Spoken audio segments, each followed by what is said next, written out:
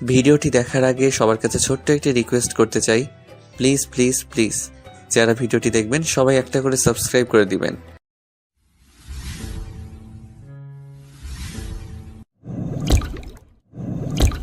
কিছু বলবেন সাজিদ ভাইয়া? সব মেয়েরা আমায় দেখে পাগল হয়ে যায় আর তুমি ভয় পেয়ে যাও। আমার সঙ্গ পেতে সবাই উৎসুক হয়ে থাকে আর তুমি এড়িয়ে চলো কেন জানতে পারি?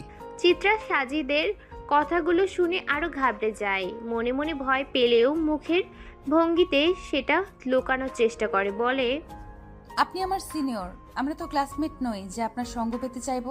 তাছাড়া আপনি আমার কোনো আত্মার আত্মীয় নন যে আপনাকে দেখে গদগদ হয়ে যাব। বাহ, এই প্রথম কোনো মেয়ের মুখে এমন কথা শুনলাম। আমার বন্ধুরা তবে ঠিকই বলেছে, তুমি আসলেই।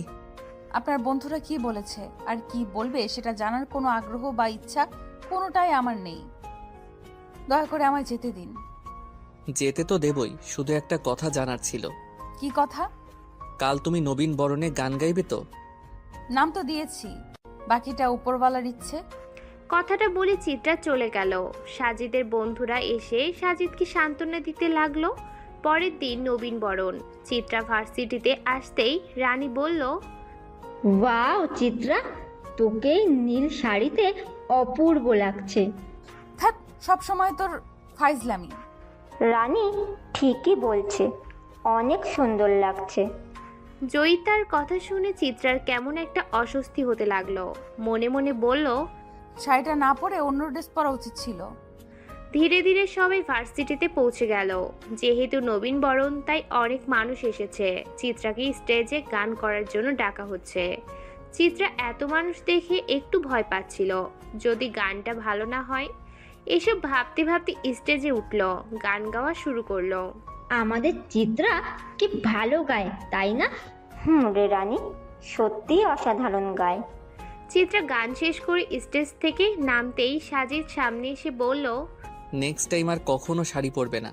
আমি চাই না আমার জিনিস পাবলিক দেখুক। সাজিদের কথায় চিত্রা লজ্জা পেল। দৌড়ে রানী আর জয়িতার কাছে চলে এলো। কি রে সাজিদ ভাই, কি বলছিল তোকে? কই, তেমন কিছু না। চিত্রা তার বান্ধবীদের সাথে আড্ডা দিতে লাগলো। খানিক বাদে একটা ছেলে এসে চিত্রার হাতে একটা চিরকুট ধরিয়ে দিল। চিত্রা সবার আড়ালে চিরকুটটা পড়ল। শোন, তোরা একটু বস, আমি এক্ষুনি আসছি। চিত্রা পুকুর পাড়ে চলে গেল।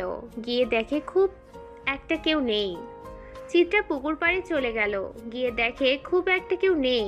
সাজিদ দূরে আকাশের দিকে মুখ করে দাঁড়িয়ে আছে। চিত্রা এসে বলল, কেন ডেকেছেন? তোমার সাথে আমার জরুরি কথা আছে। আপনি সিনিয়র ভাইয়া, আশা করি এমন কিছু বলবেন না যাতে আপনার দিকে তাকালে আমার ঘৃণায় মুখ ফিরিয়ে নিতে হয়। মিস চিত্রা, আমি তোমার কেউ হই না, তাই আশা করাকরি বাদ দাও। শোনো মেয়ে, আমি তোমায় ভালোবাসি আর তোমাকেই চাই। আমি কবি সাহিত্যিক নই, তোমায় কবিতা লিখে ইমপ্রেস করার মতো যোগ্যতা নেই। আমার তোমাকেই চাই। সাজিদের মুখে ভালোবাসার কথা শুনে চিত্রা নিজেকে কন্ট্রোল করতে পারেনি। ঠাস করে একটা চড় মেরে দিল। আশেপাশে সবাই তাকিয়ে দেখছে তাদের।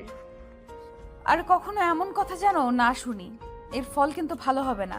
চিত্রা চলে গেল। সাজিদ কিছু না বলে এক দৃষ্টিতে আকাশের দিকে তাকিয়ে বিড়বিড় করে কি যেন একটা বলতে লাগলো। সেদিনের পর আর সাজিদকে ভার্সিটিতে দেখা যায়নি। কেটে গেছে কয়েক মাস। এরই মধ্যে চিত্রার সাগর নামে একটা ছেলের সাথে পরিচয় হয়। পরিচয় থেকে বন্ধুত্বটা একটা সময় গিয়ে প্রণয়ে পরিণত হয়। সর্বসময় তাদের একসাথে দেখা যেত। সাগরও টুকটাক গান করত। হঠাৎ একদিন চিত্রা কাউকে কিছু না জানিয়ে সাগরকে বিয়ে করে ফেলে। চিত্রার মা নেই। বিয়েতে তার বাবার খুব আপত্তি ছিল, তিনি কিছুতেই সাগরকে মেনে নেবেন না। বিয়ের পর চিত্রার সাথে সমস্ত সম্পর্ক ছিন্ন করে ফেলেন। বিয়ের প্রথম কয়েক মাস খুব ভালোভাবেই কাটে। ধীরে ধীরে সাগরের আসল চেহারা বেরিয়ে আসতে লাগলো। সাগর কোনো কাজকর্ম করতে চাইতো না। চিত্রার কাছে নেশার টাকা চাইতো। গান করে মেয়ে ক টাকা পেত সব সাগর জোর করে নিয়ে যেত। আর টাকা দিতে না পারলে চিত্রাকে মারধর করা শুরু করত। সাগরের অত্যাচারের মাত্রা বেড়ে যাচ্ছে। চিত্রা সহ্য করতে চিত্রা সহ্য শক্তি হারিয়ে ফেলেছে। এভাবে চলতে থাকলে চিত্রা শেষ হয়ে যাবে। মনে মনে ঠিক করলো তিলে তিলে শেষ হওয়ার চেয়ে ভালো একেবারেই শেষ হয়ে যাওয়া। একদিন রাতে সে ঠিক করলো সাগরের সাথে আর থাকবে না। সে নিজেকে শেষ করে দেবে। রাত হওয়ার অপেক্ষা করছিল। সাগর নেশা করে এসে অঘরে ঘুমাচ্ছে, কোনো হুঁশ নেই। চিত্রা সুযোগ বুঝে বাড়ি থেকে বের হয়ে যায়। কিছু দূর যাওয়ার পর সে একটা নদী দেখতে পায়। 7-5 না ভেবে নদীতে ঝাঁপ দেবে এমন সময় বাচ্চার কান্না শুনতে পায়। এদিক ওদিক খুঁজতে লাগলো, কিন্তু কাউকে দেখতে পায় না। দ্বিতীয়বার ঝাঁপ দিতে গিয়েও একই ঘটনা ঘটলো। চিত্রার বুকের ভেতরটায় ভয় জমতে শুরু করলো। নিজেকে সামলে ঝাঁপ দিতে যাবে এমন সময় কেউ এসে তাকে বাঁচিয়ে নেয়।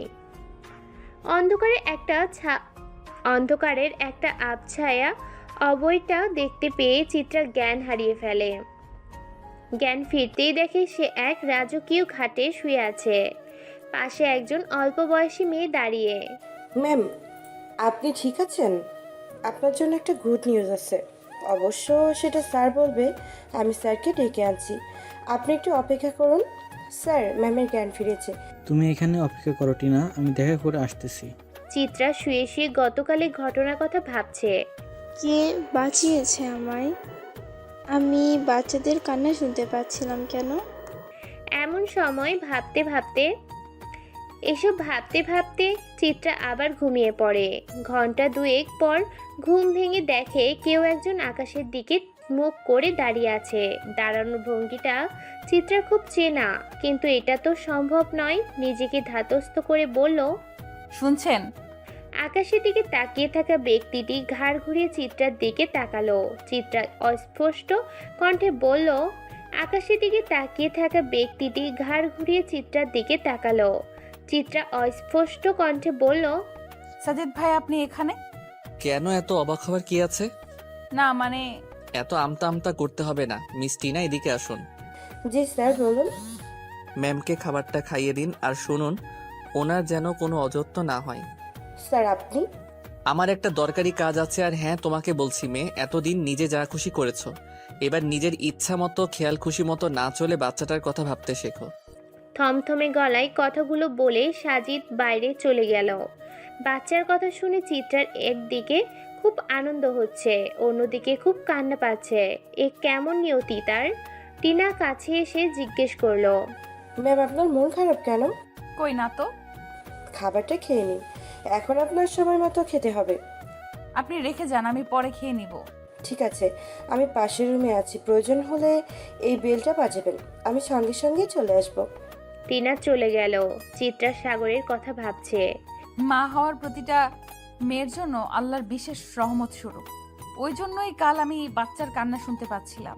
একটা ছোট্ট প্রাণ আমার ভেতরে তিল তিল করে বেড়ে উঠছে। আচ্ছা, বাচ্চার কথা শুনলে কি সাগর আগের মতো ভালো হয়ে যাবে, নাকি পরিবর্তন হবে না? তুই খুব অবাক রে সোনা, জন্মের আগেই পিতৃহীন হয়ে গেলি।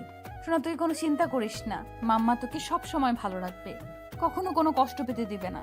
বেশ কিছুক্ষণ পর টিনা এসে বলল, ম্যাম, এখানে শাড়ি আর সালোয়ার কামিজ আছে। আপনার পছন্দ মতো একটা পরে নিন। আমাদের বের হতে হবে। টিনা আপু, আমরা কোথায় যাব? স্যার আপনার জন্য ডক্টরের চেম্বারে অপেক্ষা করছে। উনি গাড়ি পাঠিয়েছেন। আমাদের এক্ষুনি যেতে হবে। চিত্রা একটা শাড়ি পরে নিল, তারপর গাড়িতে বসে পড়ল। আধ ঘন্টা পরে একটা হাসপাতালের সামনে গাড়ি থামলো। টিনা সাবধানে চিত্রাকে নিয়ে গেল ডক্টরের চেম্বারে। অনুমতি নিয়ে রুমে প্রবেশ করলো। চিত্রাকে দেখে সাজিদ অপলকভাবে তাকিয়ে রইল, যেন তার চোখ দুটো বহুদিনের তৃষ্ণার্ত মিটিয়ে নিচ্ছে। সাজিদকে এভাবে তাকিয়ে থাকতে দেখে চিত্রার অস্বস্তি হতে লাগলো। স্যার, ম্যামকে নিয়ে এসেছি। টিনার কথায় সাজিদের কোনো পরিবর্তন হলো না। মিস্টার খান। ডক্টরের এমন ঝাঁঝালো কণ্ঠ শুনে সাজিদের হুঁশ ফিরে আসলো। এমন একটা সুন্দর মুহূর্তে একটা কর্কশ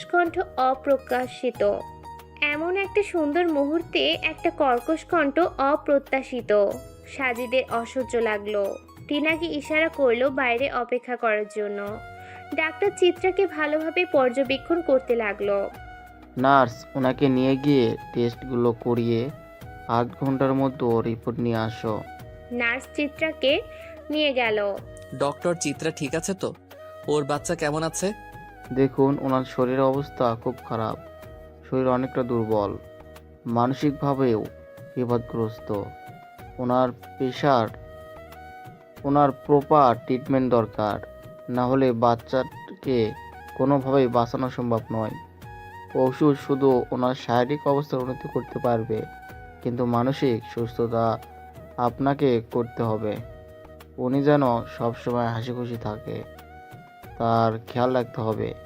আচ্ছা, আপনি তো ওনার হাজব্যান্ড, আপনাকে আমি যতটুকু চিনি, ওনার তো এই অবস্থা হওয়ার কথা নয়। আপনি ভুল ভাবছেন ডক্টর, উনি আমার হাজবেন্ড নন।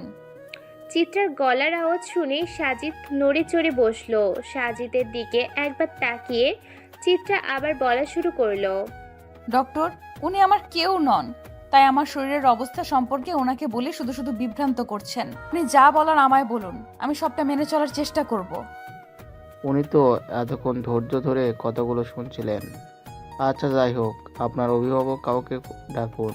দেখুন, আপনি তো পেশেন্ট, তাই আপনাকে সব কথা বলতে আমি বাধ্য হলেও এই ব্যাপারগুলো আপনার হাজব্যান্ড বা ফ্যামিলির অন্য কাউকে বলা উচিত, কারণ আপনি আপনার দেখাশোনা ঠিকভাবে করতে পারবেন না। চিত্রার কথাগুলো শুনে সাজিদের প্রচুর রাগ হতে লাগলো। মনে মনে চিত্রাকে খুব বকা দিচ্ছিল। নিজেকে সামলাতে না পেরে বলল, আচ্ছা ডক্টর, ওনাকে এখানে আর কোনো প্রয়োজন আছে? আপনি বলুন, আমার কেউ নেই, আমি একাই, তাই নিজের খেয়াল নিজেকেই রাখতে হবে। না মিস্টার সাজিদ, রিপোর্ট আসলে সে অনুযায়ী ওষুধ দেওয়া হবে, আর প্রত্যেক মাসে একবার করে চেক আপে আসতে হবে। That's it. Okay, thank you so much. Miss Tina, একবার এদিকে আসুন তো।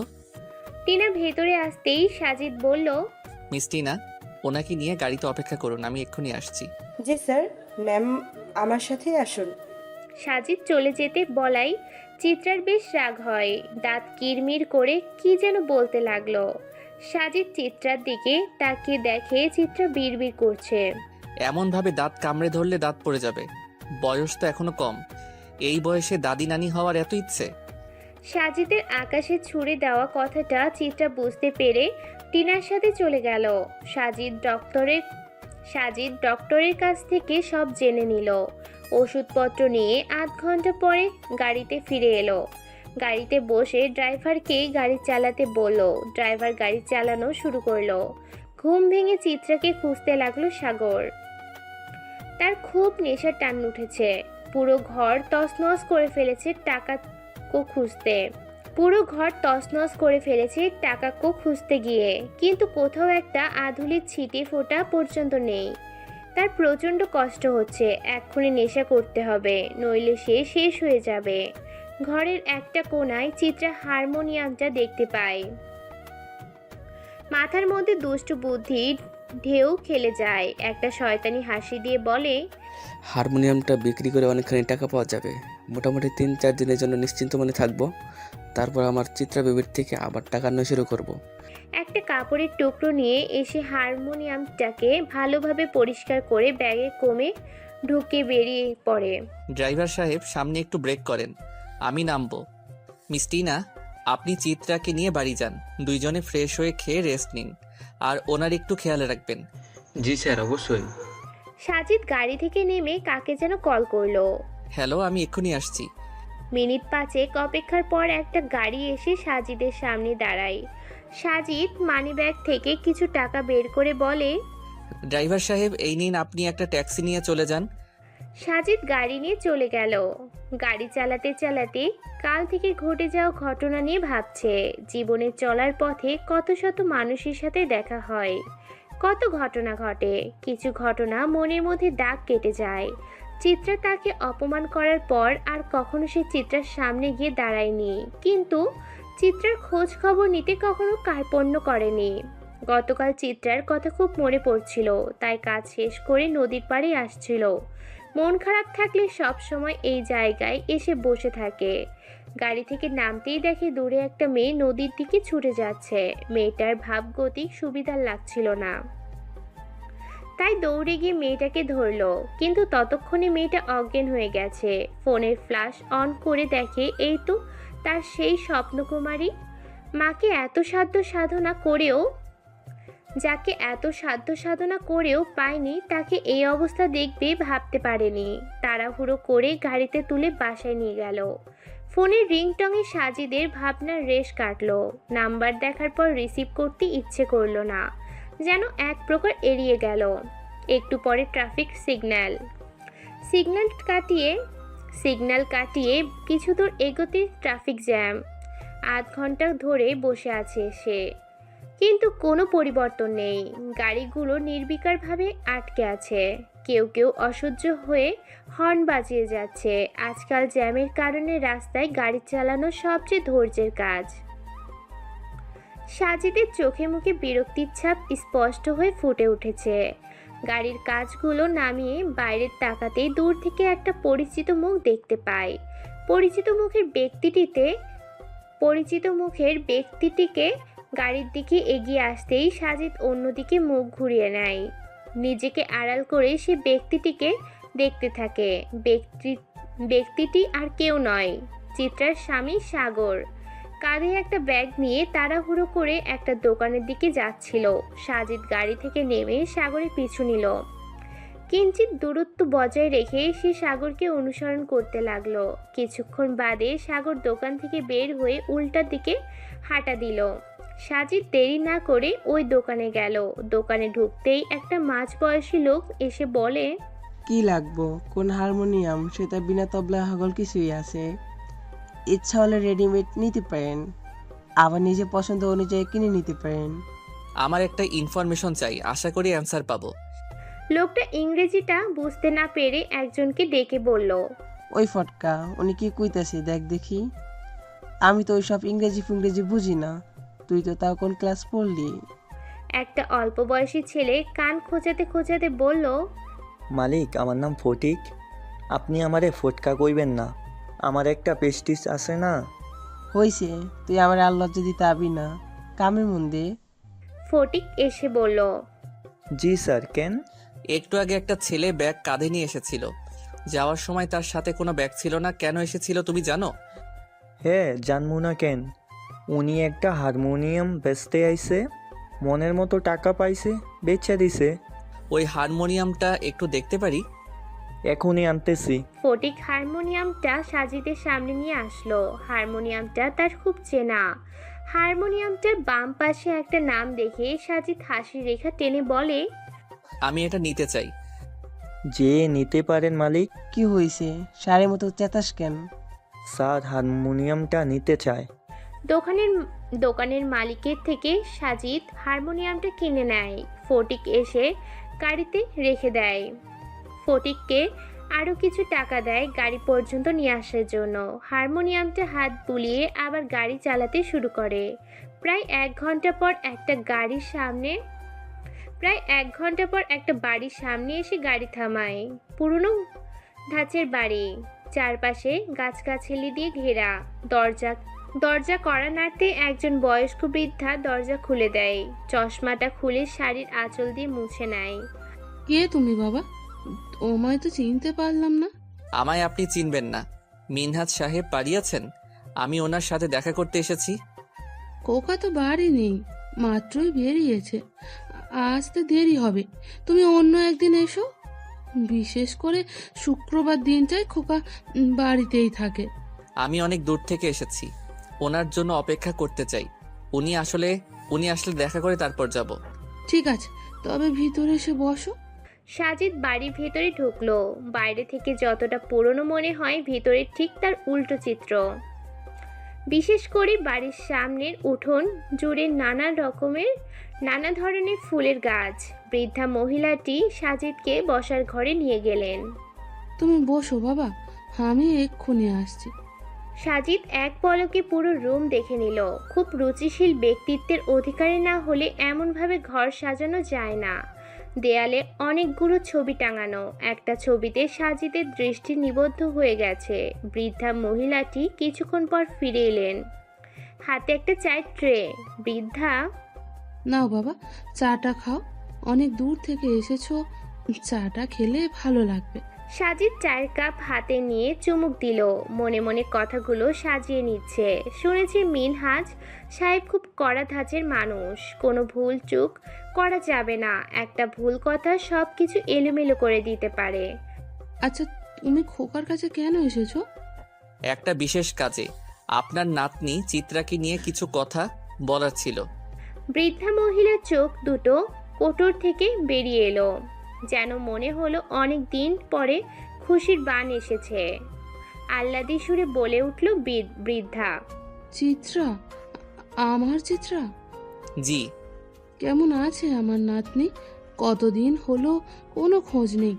বিয়ের পর মেয়েটা কেমন পাল্টে গেল। ওর বাবা তো ওর মুখও দেখতে চায় না, আমায়ও বারণ করে দিয়েছে। আপনার নাতনি খুব ভালো আছে, আপনি যাবেন ওর সাথে দেখা করতে? না, ওর মতো অসভ্য অভদ্র মেয়ের মুখ দর্শন করতে চাই না আমরা। আহ্লাদি সুরে বলে উঠল বৃদ্ধা। পুরুষালী কণ্ঠস্বর শুনে সাজিদ বুঝতে পারে এটাই চিত্রার বাবা।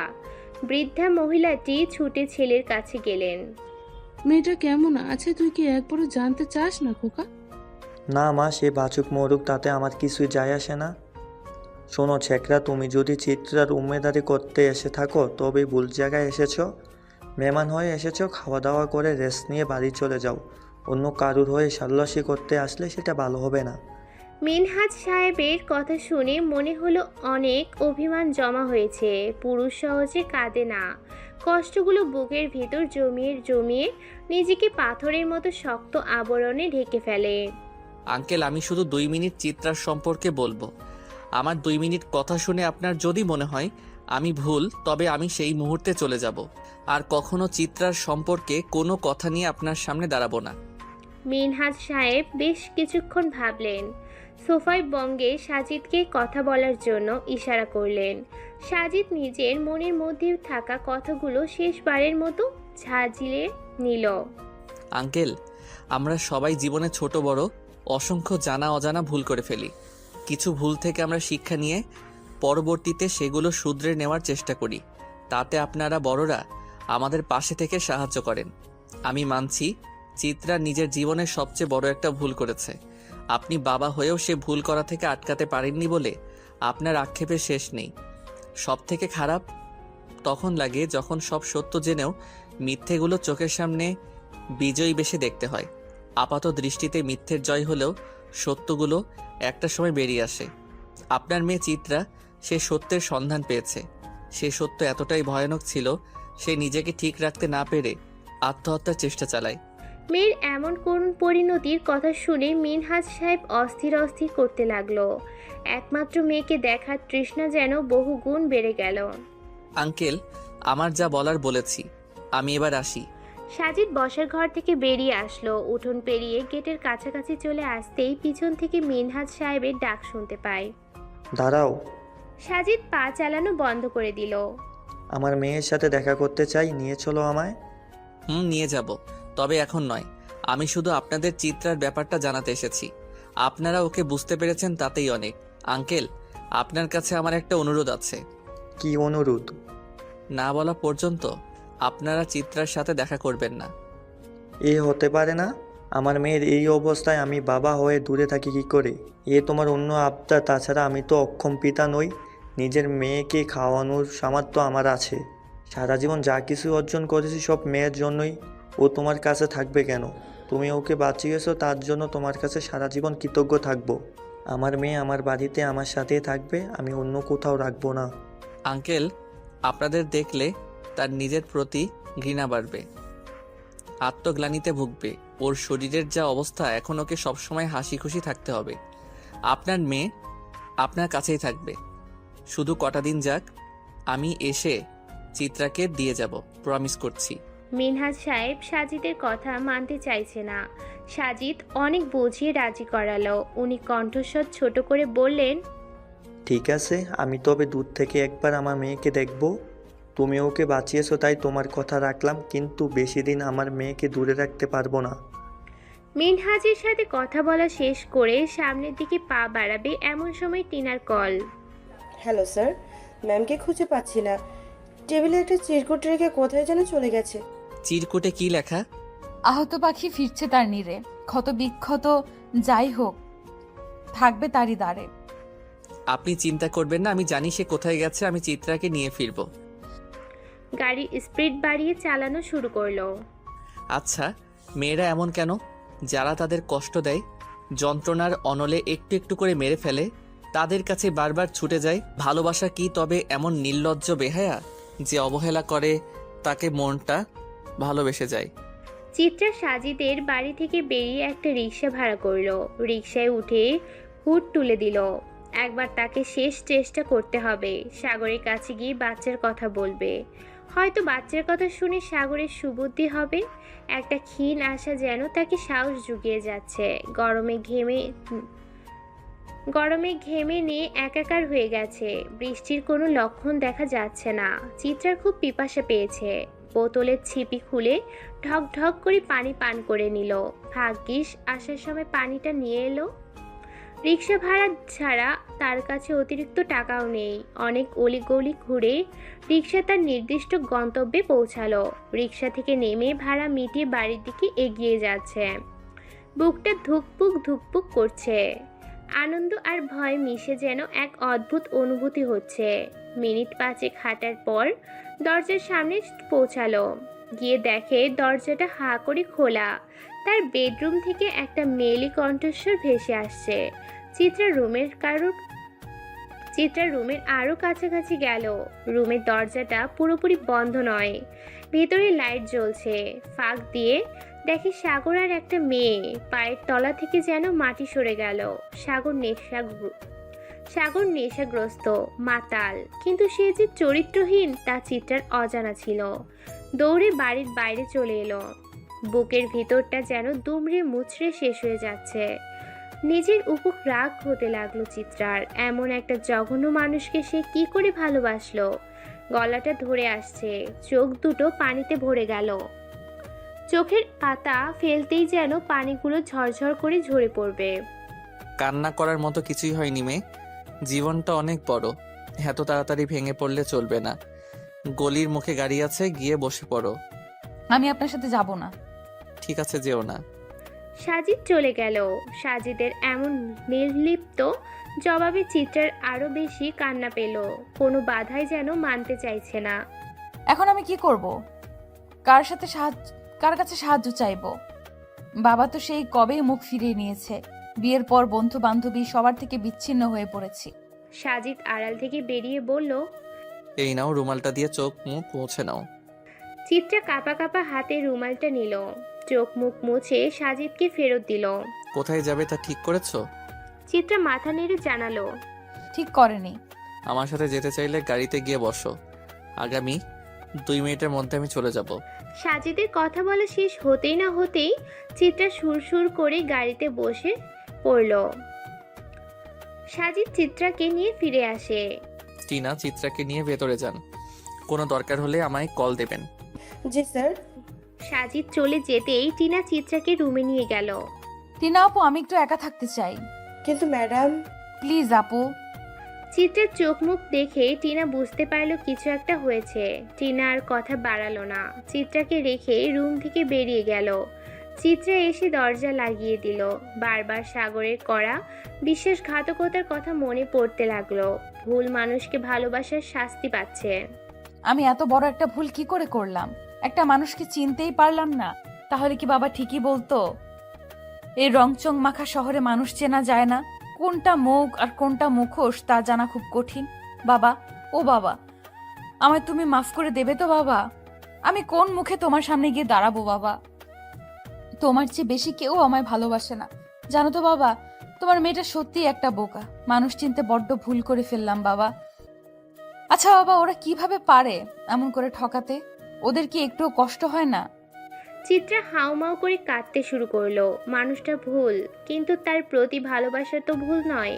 সে তো সাগরকে নিজের জীবনের চেয়ে বেশি ভালোবেসেছে। দুপুর গড়িয়ে বিকেল হয়ে গেল, কিন্তু চিত্রা কোনো সারা শব্দ নেই। টিনার খুব টেনশন হতে লাগলো। কয়েকবার এসে ডেকে গেল, কিন্তু চিত্রা কোনো উত্তর দেয়নি। সাজিদও কল রিসিভ করছে না। কি করবে ভেবে পাচ্ছে না। টিনা গিয়ে দরজা ধাক্কা দিতে লাগলো। একটু পরে চিত্রা এসে দরজা খুলে দিল। ম্যাডাম, আপনি দরজা খুলছিলেন না কেন? আমার খুব টেনশন হচ্ছিল। টিনা আপু, তুমি টেনশন করো না, আমি ঠিক আছি। আমি ঘুমিয়ে পড়েছিলাম। দুপুরে তো কিছুই খাননি, হাতে মুখে পানি দিয়ে আসুন, আমি খাবারের ব্যবস্থা করছি। ওহ শিট, কাজের চাপে ফোনটা যে সাইলেন্টে বুঝতেই পারলাম না। ওদিকে সব ঠিকঠাক আছে তো? সবুজ সবুজ, জি ম্যাডাম। ড্রাইভারকে বলো গাড়ি বের করতে, আমি এখনই বের হব। কলিং বেলের শব্দ পেয়ে টিনা এসে দরজা খুলল। দরজা খুলে টিনার হাত পা কাঁপতে শুরু করলো। কি হলো, এমন ভয় পাচ্ছ কেন? আমি কি বাঘ যে তোমায় খেয়ে ফেলবো? সরা দরজা থেকে। বড় ম্যাডাম আপনি? সাজিদ কোথায়? ওকে ডাকো। ম্যাডাম স্যার তো এখানে আসেনি। চিত্রা এসে বলল। টিনা আপু, কে এসেছে? দরজায় চোখ পড়তেই চমকে ওঠে চিত্রা। দরজায় দাঁড়িয়ে থাকা ভদ্র মহিলা একটু একটু করে এগিয়ে আসতে লাগলো। চিত্রা মামনি তুই? ভদ্র মহিলা চিত্রার কাছে এসে তাকে জড়িয়ে ধরলো। টিনা কিছুই বুঝতে পারল না, ভ্যাবলার মতো তাকিয়ে রইল। মনে মনে বলল, চিত্রা ম্যাডামকে দেখে শায়লা ম্যাডাম এত খুশি হয়ে গেল কেন? ওনারা কি পূর্ব পরিচিত? সাজিদ এসে দেখে তার মা চিত্রাকে জড়িয়ে রেখেছে। ঘটনার মাথা মুন্ডু বুঝতে না পেরে টিনাকে ইশারায় জিজ্ঞেস করলো। টিনার থেকে সন্তোষজনক উত্তর না পেয়ে বলল, মা তুমি এখানে? তোর ফোনটা কোথায় রাখিস বলতো? কতবার কল দিয়েছি, সবসময়ের মতো হতাশ করলে। মা আমি তো। থাক, আর অজুহাত দিতে হবে না। একটা না একটা অজুহাত ঠোঁটের ডগায় রেখে দিয়েছিস, তা আমার বুঝতে বাকি নেই। এখন আর কিছু বলবো না, শুধু মনে রাখিস আমি তোর মা। আজ আমি খুব খুশি, তাই আজ ছেড়ে দিলাম। অনেকদিন পর আমার চিত্রাকে দেখলাম। তুই এখানে কিভাবে এলি মামনি?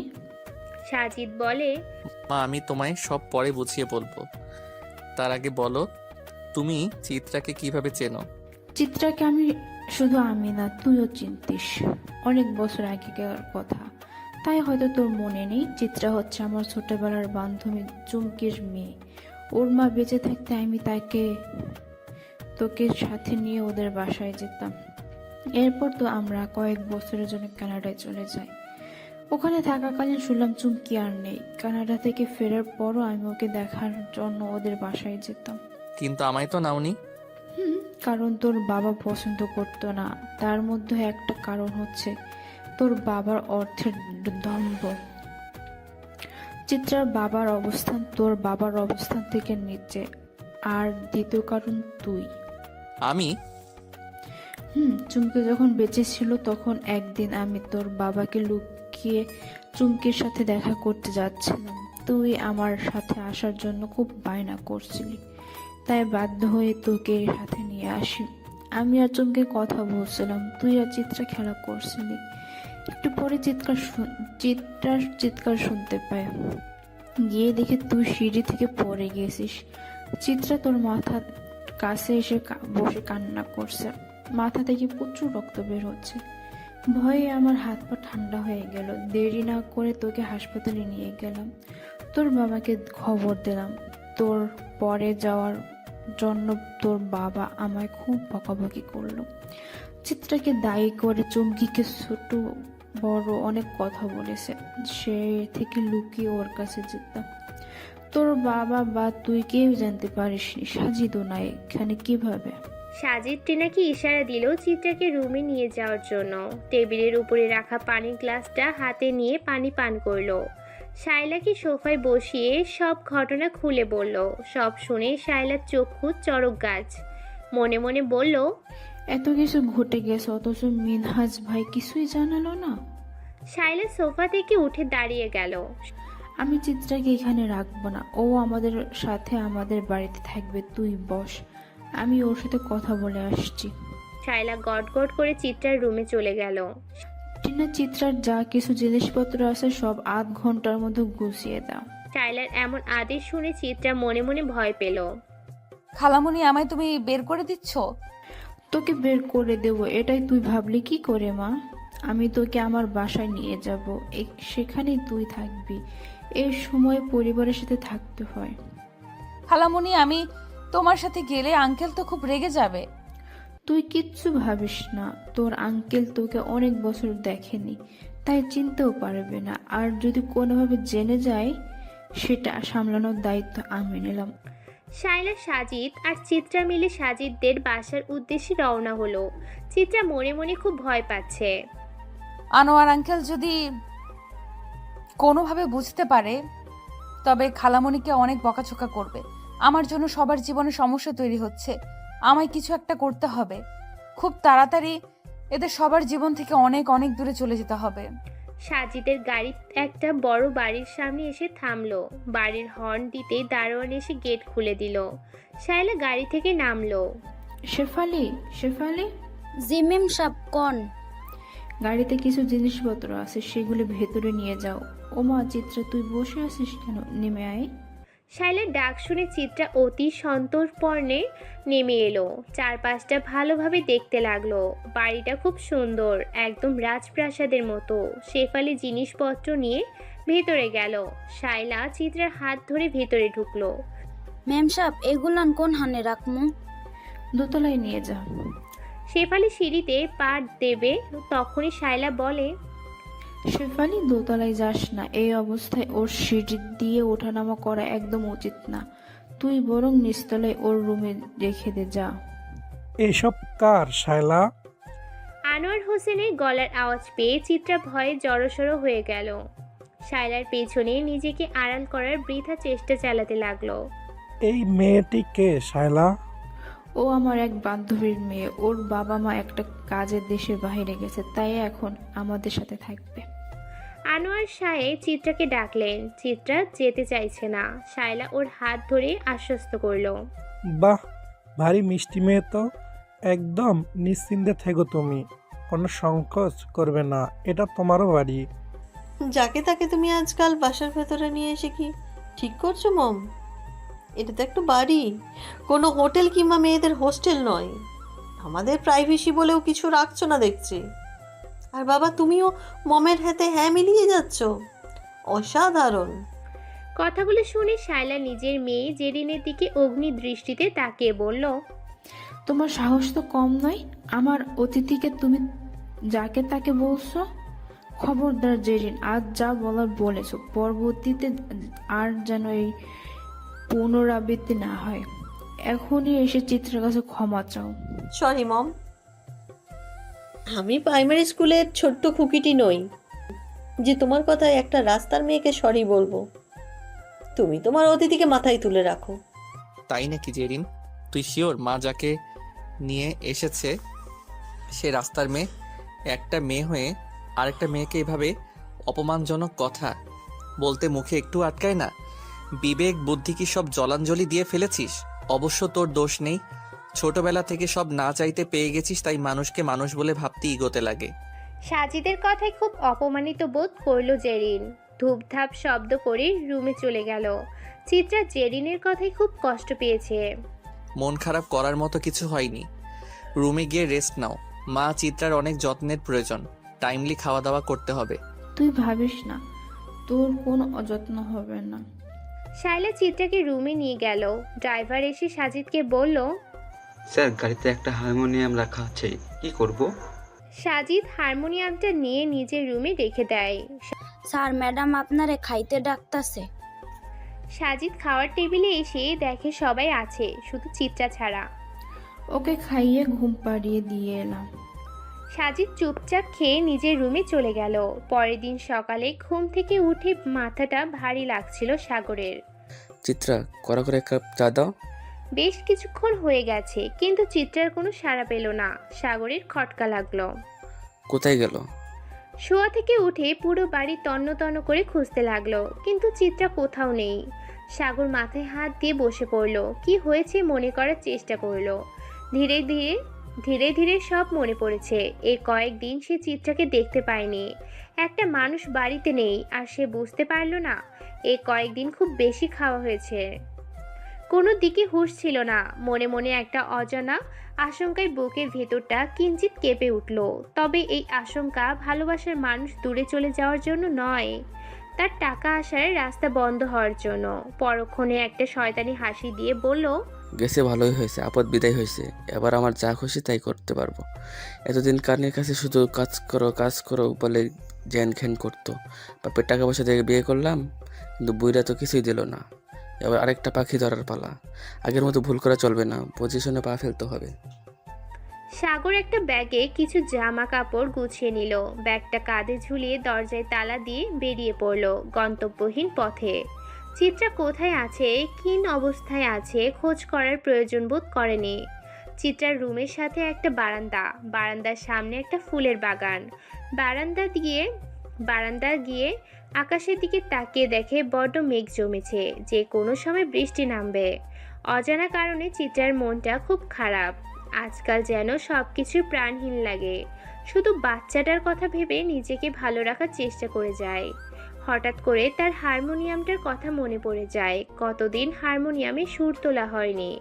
দু চোখ বেয়ে অশ্রু গড়িয়ে পড়ে। চিত্রা ম্যাডাম। টিনা আপু তুমি? আসলে আপনার কথা খুব মনে পড়ছিল, তাই দেখতে চলে এলাম। খুব ভালো করেছো। ম্যাডাম আপনার কাছে আমার একটা আবদার আছে। কি আবদার? আজ বিকেলে আমার সাথে একটু ঘুরতে যাবেন? বেশিক্ষণ থাকতে হবে না। কিন্তু খালামণি। বড় ম্যাডামের পারমিশন নিয়েছি। ঠিক আছে, তবে তো আর কোনো বাধাই রইল না। আচ্ছা আমি এসে আপনাকে নিয়ে যাব।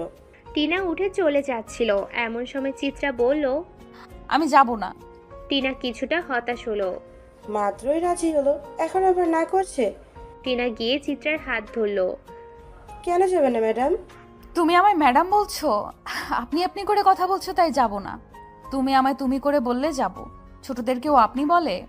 কিন্তু স্যার আর বড় ম্যাডাম শুনলে রাগ করবে। কেউ কিছু বলবে কেন? আমি তো তোমার ছোট বোনের মতো, তাই না? চিত্রার কথা শুনে টিনা খুব খুশি হলো। চিত্রা ম্যাডাম আপনি খুব ভালো। আবার ম্যাডাম? টিনা জিহ্বা কামড় দিয়ে বলল, সরি আর বলবো না। টিনা বাড়ির বাইরে এসে সাজিদকে কল দিয়ে বলল, স্যার কাজ হয়ে গেছে। দুপুরে খাওয়া দাওয়া করে চিত্রা রেস্ট নিল। খানিক বাদে টিনা এসে চিত্রাকে রেডি হতে বলল। চিত্রা চটপট রেডি হয়ে টিনার সাথে পাশের পার্কে গেল। পার্কটা খুব সুন্দর, চারপাশে গাছের সমারোহ আর মাঝখানে একটা পদ্ম পুকুর। এক পাশে কয়েকটা পদ্ম ফুটে আছে। বেশ কিছুক্ষণ হাঁটাহাঁটি করে চিত্রার ক্লান্ত লাগলো। টিনা বলল, চিত্রা চল আমরা ওই রেস্টুরেন্টে গিয়ে কিছু খেয়ে নিই, তারপর বাসায় চলে যাব। আমার তো খেতে লাগেনি। অল্প কিছু খেও। টিনা আর চিত্রা রেস্টুরেন্টে গিয়ে হালকা খাবার খেয়ে বাসায় চলে গেল। অনেকক্ষণ বাইরে থেকে চিত্রার বেশ ক্লান্ত লাগছে। আসরের নামাজটা পড়েই বিছানায় শুয়ে পড়ল। কতগুলো দিন পরে আমি আমার মেয়েটাকে দেখলাম। চোখ মুখের কী অবস্থা হয়েছে। আমার কলেজা টুকরা এই করুণ পরিণতি আমি বাবা হয়ে কিভাবে সহ্য করব। মারে তোর বাবা তোর জন্য কিচ্ছু করতে পারলো না। রাগের বশে আমি তোর সাথে সব যোগাযোগ বন্ধ করে খুব বড় অন্যায় করে ফেলেছি। আর তোকে কষ্ট পেতে হবে না সাজিদ। আমি আমার মেয়েকে আমার কাছে চাই, যে করেই হোক। আঙ্কেল আমি আপনাকে কথা দিয়েছি আপনার মেয়েকে আপনার কাছে ফিরিয়ে দেব, আপনি এত কষ্ট পাবেন না। সাজিদ বাবা তুমি আমার নাতির খেয়াল রাখো। আমরা তোমার ভরসাতে ওকে রেখে যাচ্ছি। মেয়েটা বড্ড জেদি, ওকে একটু সামলে রেখো বাবা। আপনি কোনো চিন্তা করবেন না, আপনার নাতনির কোনো অসম্মান অযত্ন হবে না। আমরা এখন আসি বাবা। ওনারা চলে যাওয়ার পর সাজিদ টিনাকে কল দিল। পরের দিন টিনা সাজিদের অফিসে গেল। স্যার আসবো? জি আসুন বসুন। জি স্যার বলুন। রফিক শামীম সাহেবকে গিয়ে বলো আমি ডাকছি। আপনাদের দুজনকে একটা বিশেষ দরকারে ডাকা হয়েছে।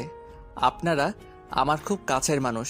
যে কোনো সমস্যার কথা আমি আপনাদের সবার আগে জানাই।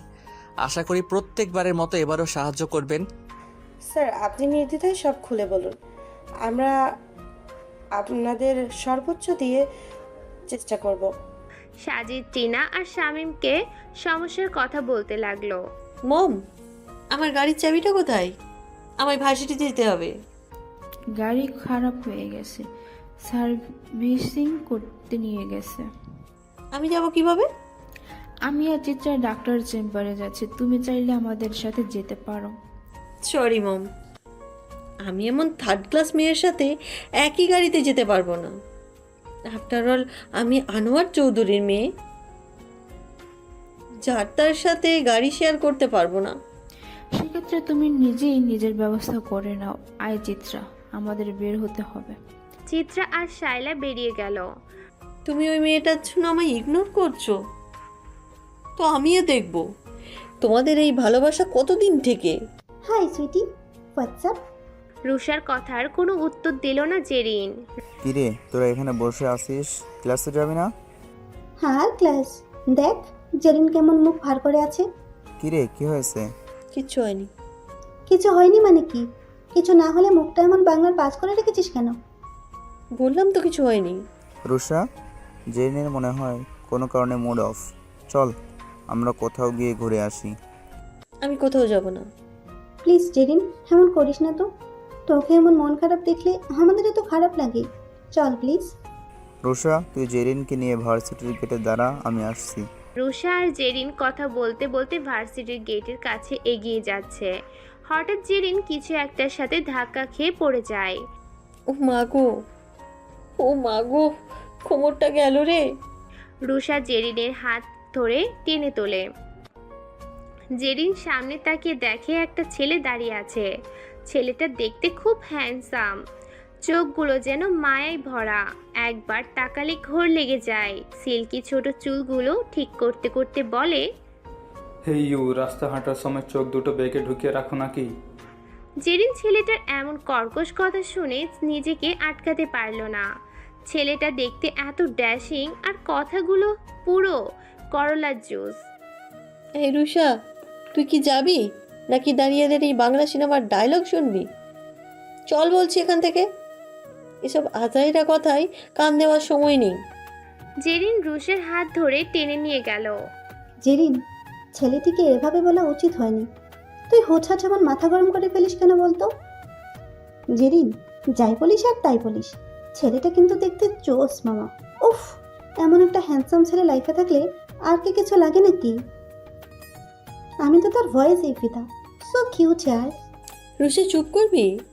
বেশি বকবক করলে লাথি মেরে ফেলে দেবো বলে দিচ্ছি।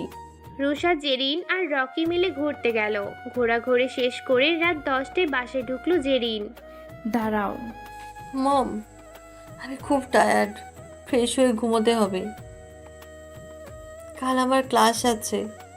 ক্লাস আছে বলে রোজ তো ভার্সিটিতে যাও, কিন্তু কোনো ভার্সিটির ক্লাস রাত 10টা পর্যন্ত হয় তা আমার জানা নেই। মম, কাল থেকে যেন সন্ধ্যার আগে বাসায় ফেরা হয়, নইলে এর ফল ভালো হবে না।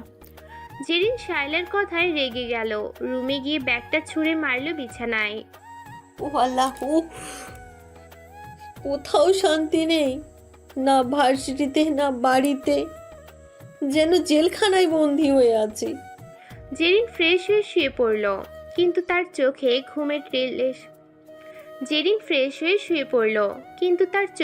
ঘুমের লেশ মাত্র নেই। বারবার শুধু ছেলেটার কথা মনে পড়ছে।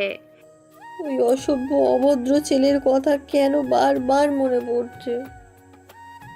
জেরিন, তোর কি মাথা খারাপ হয়ে গেছে?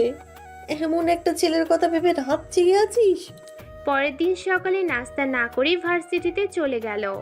রাতে ঠিক মতো ঘুম হয়নি, তাই সকালে উঠতে অনেক দেরি হয়ে গেছে। ভার্সিটি পৌঁছাতে 20 মিনিট দেরি। May I come in? Yes, come in. ভয়েসটা শুনে জেরিনের চোখ কপালে উঠে গেল। এটা তো কালকের ছেলেটা, ওখানে কি হচ্ছে? হাই আল্লাহ, ক্লাস নিচ্ছে দেখছি, তবে কি আপনাকে কি ইনভাইট করে নিয়ে আসতে হবে, নাকি কেউ গলায় ফুলের মালা দেবে তার জন্য অপেক্ষা করছেন? মিহানের কথায় রুষা ছাড়া ক্লাসের বাকি সবাই হো হো করে হেসে উঠল। মিহান চোখ পাকিয়ে বলল, don't love, keep silent. Jerin গুটি গুটি পায়ে রুষার সাথে গিয়ে বসলো। রুষা, এই ছেলে এখানে কি করে? উনি আমাদের নতুন টিচার সুইটি। এবার কি হবে জেরিন? স্যার যদি পরীক্ষার খাতায় বড় বড় দুটো জিরো দেয়, মান সম্মান তো ভার্সিটিতে গড়াগড়ি খাবে। এই, আমি কি টুকলি করে পাস করেছি নাকি? জিরো পাবো কেন? আজব কথাবার্তা সব। মিহানকে দেখার পর জেরিন পড়াশোনায় আরো আগ্রহী হয়ে উঠেছে। ঘুরতে যাওয়া আড্ডা দিয়ে কমিয়ে দিয়েছে। জেরিন যে মিহানের সাথে একটু একটু করে আষ্টে পৃষ্ঠে জড়িয়ে যাচ্ছে তা স্বয়ং মিহানও জানে না। দিন রাত মিহানের ভাবনায় ডুবে থাকে। যে জেরিনের চোখের দিকে তাকিয়ে কেউ কথা বলার সাহস পেত না, এখন সে জেরিনকেও কেউ বাজে কথা বলেও কানে তোলে না। রুষা আর রকি তো অবাক, এই জেরিন তাদের কাছে বড্ড অচেনা। এই তোর কি হয়েছে বলতো? কি হবে, সব তো ঠিকঠাকই আছে। হুম, কিছু তো একটা হয়েছে। তুই কারো প্রেমে টেমে পড়িসনি তো? পাগল নাকি তোরা? আমি আর বিপরীত মেরুর, আমি আর প্রেম বিপরীত মেরুর, আমি করব প্রেম, তবেই হয়ে গেল। কথাগুলো বলতে বলতে থেমে গেল জেরিন। তার থেকে বেশ খানিকটা দূরে ফিসির সাথে কথা বলছে মিহান। জেরিনের হার্ট খুব দ্রুত বিট করছে। মনে মনে বলল, আমার ভয়ঙ্কর অসুখ হয়েছে রে রুষা, যার ওষুধ শুধু সামনে দাঁড়িয়ে থাকা ওই সুদর্শন পুরুষটির কাছে আছে, যে সামনে আসলে আমি সব কিছু এলোমেলো হয়ে যাই, যার চোখের চাউনিতে আমি বারবার হারিয়ে যাই অথই সাগরে। তাকে এক নজর দেখার আশায় সব কিছু উপেক্ষা করে ছুটে আসি। এটাই কি তবে প্রেমানুভূতি? এটাই কি তবে ভালোবাসার এটাই কি তবে ভালোবাসা বাহিত অসুখ? আমি যে প্রেম রোগে আক্রান্ত রুষি। এই জেরিন, ওইদিকে তাকিয়ে কি এত ভাবছিস বলতো? এতক্ষণ ধরে ডাকছি কিন্তু কোনো সাড়াই দিচ্ছিস না। জেরিন মুচকি হেসে বলল, কিচ্ছু হয়নি, তোরা বস, আমি আসছি। রুষা, জেনের হাবভাব কিন্তু অন্যরকম লাগছে। সারাক্ষণ কিভাবে কে জানে। রকি, আমার মনে হয় জেরিন প্রেমে পড়েছে। একটা মেয়ের মধ্যে এসব পরিবর্তন তখনই আসে যখন সে কাউকে ভালোবাসে, কিন্তু ভালোবাসার মানুষটিকে মুখ ফুটে কিছু বলতে পারে না। রকি হাসতে হাসতে বলল, রুষা, তুই বরং একটা কোচিং সেন্টার খুলে বস। সাইনবোর্ডে বড় বড় করে লেখা থাকবে, এখানে ভালোবাসা সম্পর্কিত পড়াশোনা করানো হয়। এলেন আমার মনোবিজ্ঞানী আনারকলি। 32 পাটি বের না করে ভেতরে ঢুকিয়ে রাখ। এগুলো বের হলে তোকে পুরো বাদরের চাচার মতো লাগে। বেশ কিছুদিন কেটে গেল। জেরিন পড়ছে অবক্ত ভালোবাসার দহনে, চিত্রার ভুগছে বিচ্ছেদের অনলে। মিষ্টি না, যে করি হোক আমাদের প্ল্যানটা সাকসেসফুল করতে হবে, নইলে আমাদের সব ভেস্তে যাবে। আমরা আমাদের সর্বোচ্চ দিয়ে চেষ্টা করব। স্যার, বড় ম্যাডাম আমাদের হেল্প করতে পারে, বাকিটা আপনি আর শামীম স্যার মিলে ম্যানেজ করে নেব। ঠিক বলেছ, আমি মায়ের সাথে কথা বলে আসছি। তোমরা রেডি তো? চিত্রা, কি করছিস মা? বসে আছি খালামণি। শোন না, তোর আমি আর বড় আপার বাসায় যাচ্ছি। আপা অনেকবার বলেছে তোকে নিয়ে যাওয়ার জন্য। তোর যদি কোনো অসুবিধা না। কোনো অসুবিধা নেই খালামণি, কখন যাবে? এই তো এখন। তুই এখন শাড়িটা পরে নে। আচ্ছা খালামণি। চিত্রা শাড়িটা পরে রেডি হয়ে নেয়। শায়লা এসে চিত্রাকে নিয়ে যায়। আড়ালে থাকা সাজিদকে ইশারা দেয়। শায়লা আর চিত্রা বেরিয়ে যাওয়ার পর টিনা, সাজিদ, শামীম আরো কয়েকজন মিলে চিত্রার রুমটা সাজিয়ে ফেলে। শায়লা তার বড় বোনের বাড়িতে যায়, ওখানে অনেকক্ষণ আড্ডা দেয়। সবার সাথে হাসি মজা করতে করতে অনেক রাত হয়ে যায়। রাত প্রায় 12টা ছুঁই ছুঁই। সাজিদের একটু একটু টেনশন হচ্ছে, চিত্রার সব কিছু পছন্দ হবে তো। হঠাৎ গাড়ির হর্ন শুনতে পায়। সাজিদ জানালা দিয়ে দেখে শায়লা গাড়ি থেকে নামছে। মিষ্টি না, ওরা আসছে, আপনারা আড়ালে থাকুন। চিত্রা রুমের সামনে এসে দেখে দরজা বন্ধ। সে তো যাওয়ার সময় দরজা বন্ধ করেনি। ব্রু কুচকে দরজাটা হালকা করে ধাক্কা দিল। রুমে ঢুকে লাইট আর ফ্যান অন করে অবাক হয়ে রইল। তার রুমটা ফুল দিয়ে সুন্দর করে সাজানো। উপর থেকে গোলাপ বৃষ্টি পড়ছে। দেয়ালে বড় বড় করে হ্যাপি বার্থডে টু ইউ লেখা। আজকের তারিখটা মনে করে তার ছেলে হাসি দিল। আজকে যে তার জন্মদিন বেমালুন ভুলেই গেছে। বিয়ে হওয়ার আগের কথা মনে পড়ছে খুব। বাবা কেক নিয়ে আসতো, সবাই মিলে কত মজা হতো। দীর্ঘশ্বাস ফেলে চোখের কোণে জমে থাকা অশ্রুটা মুছে নিল।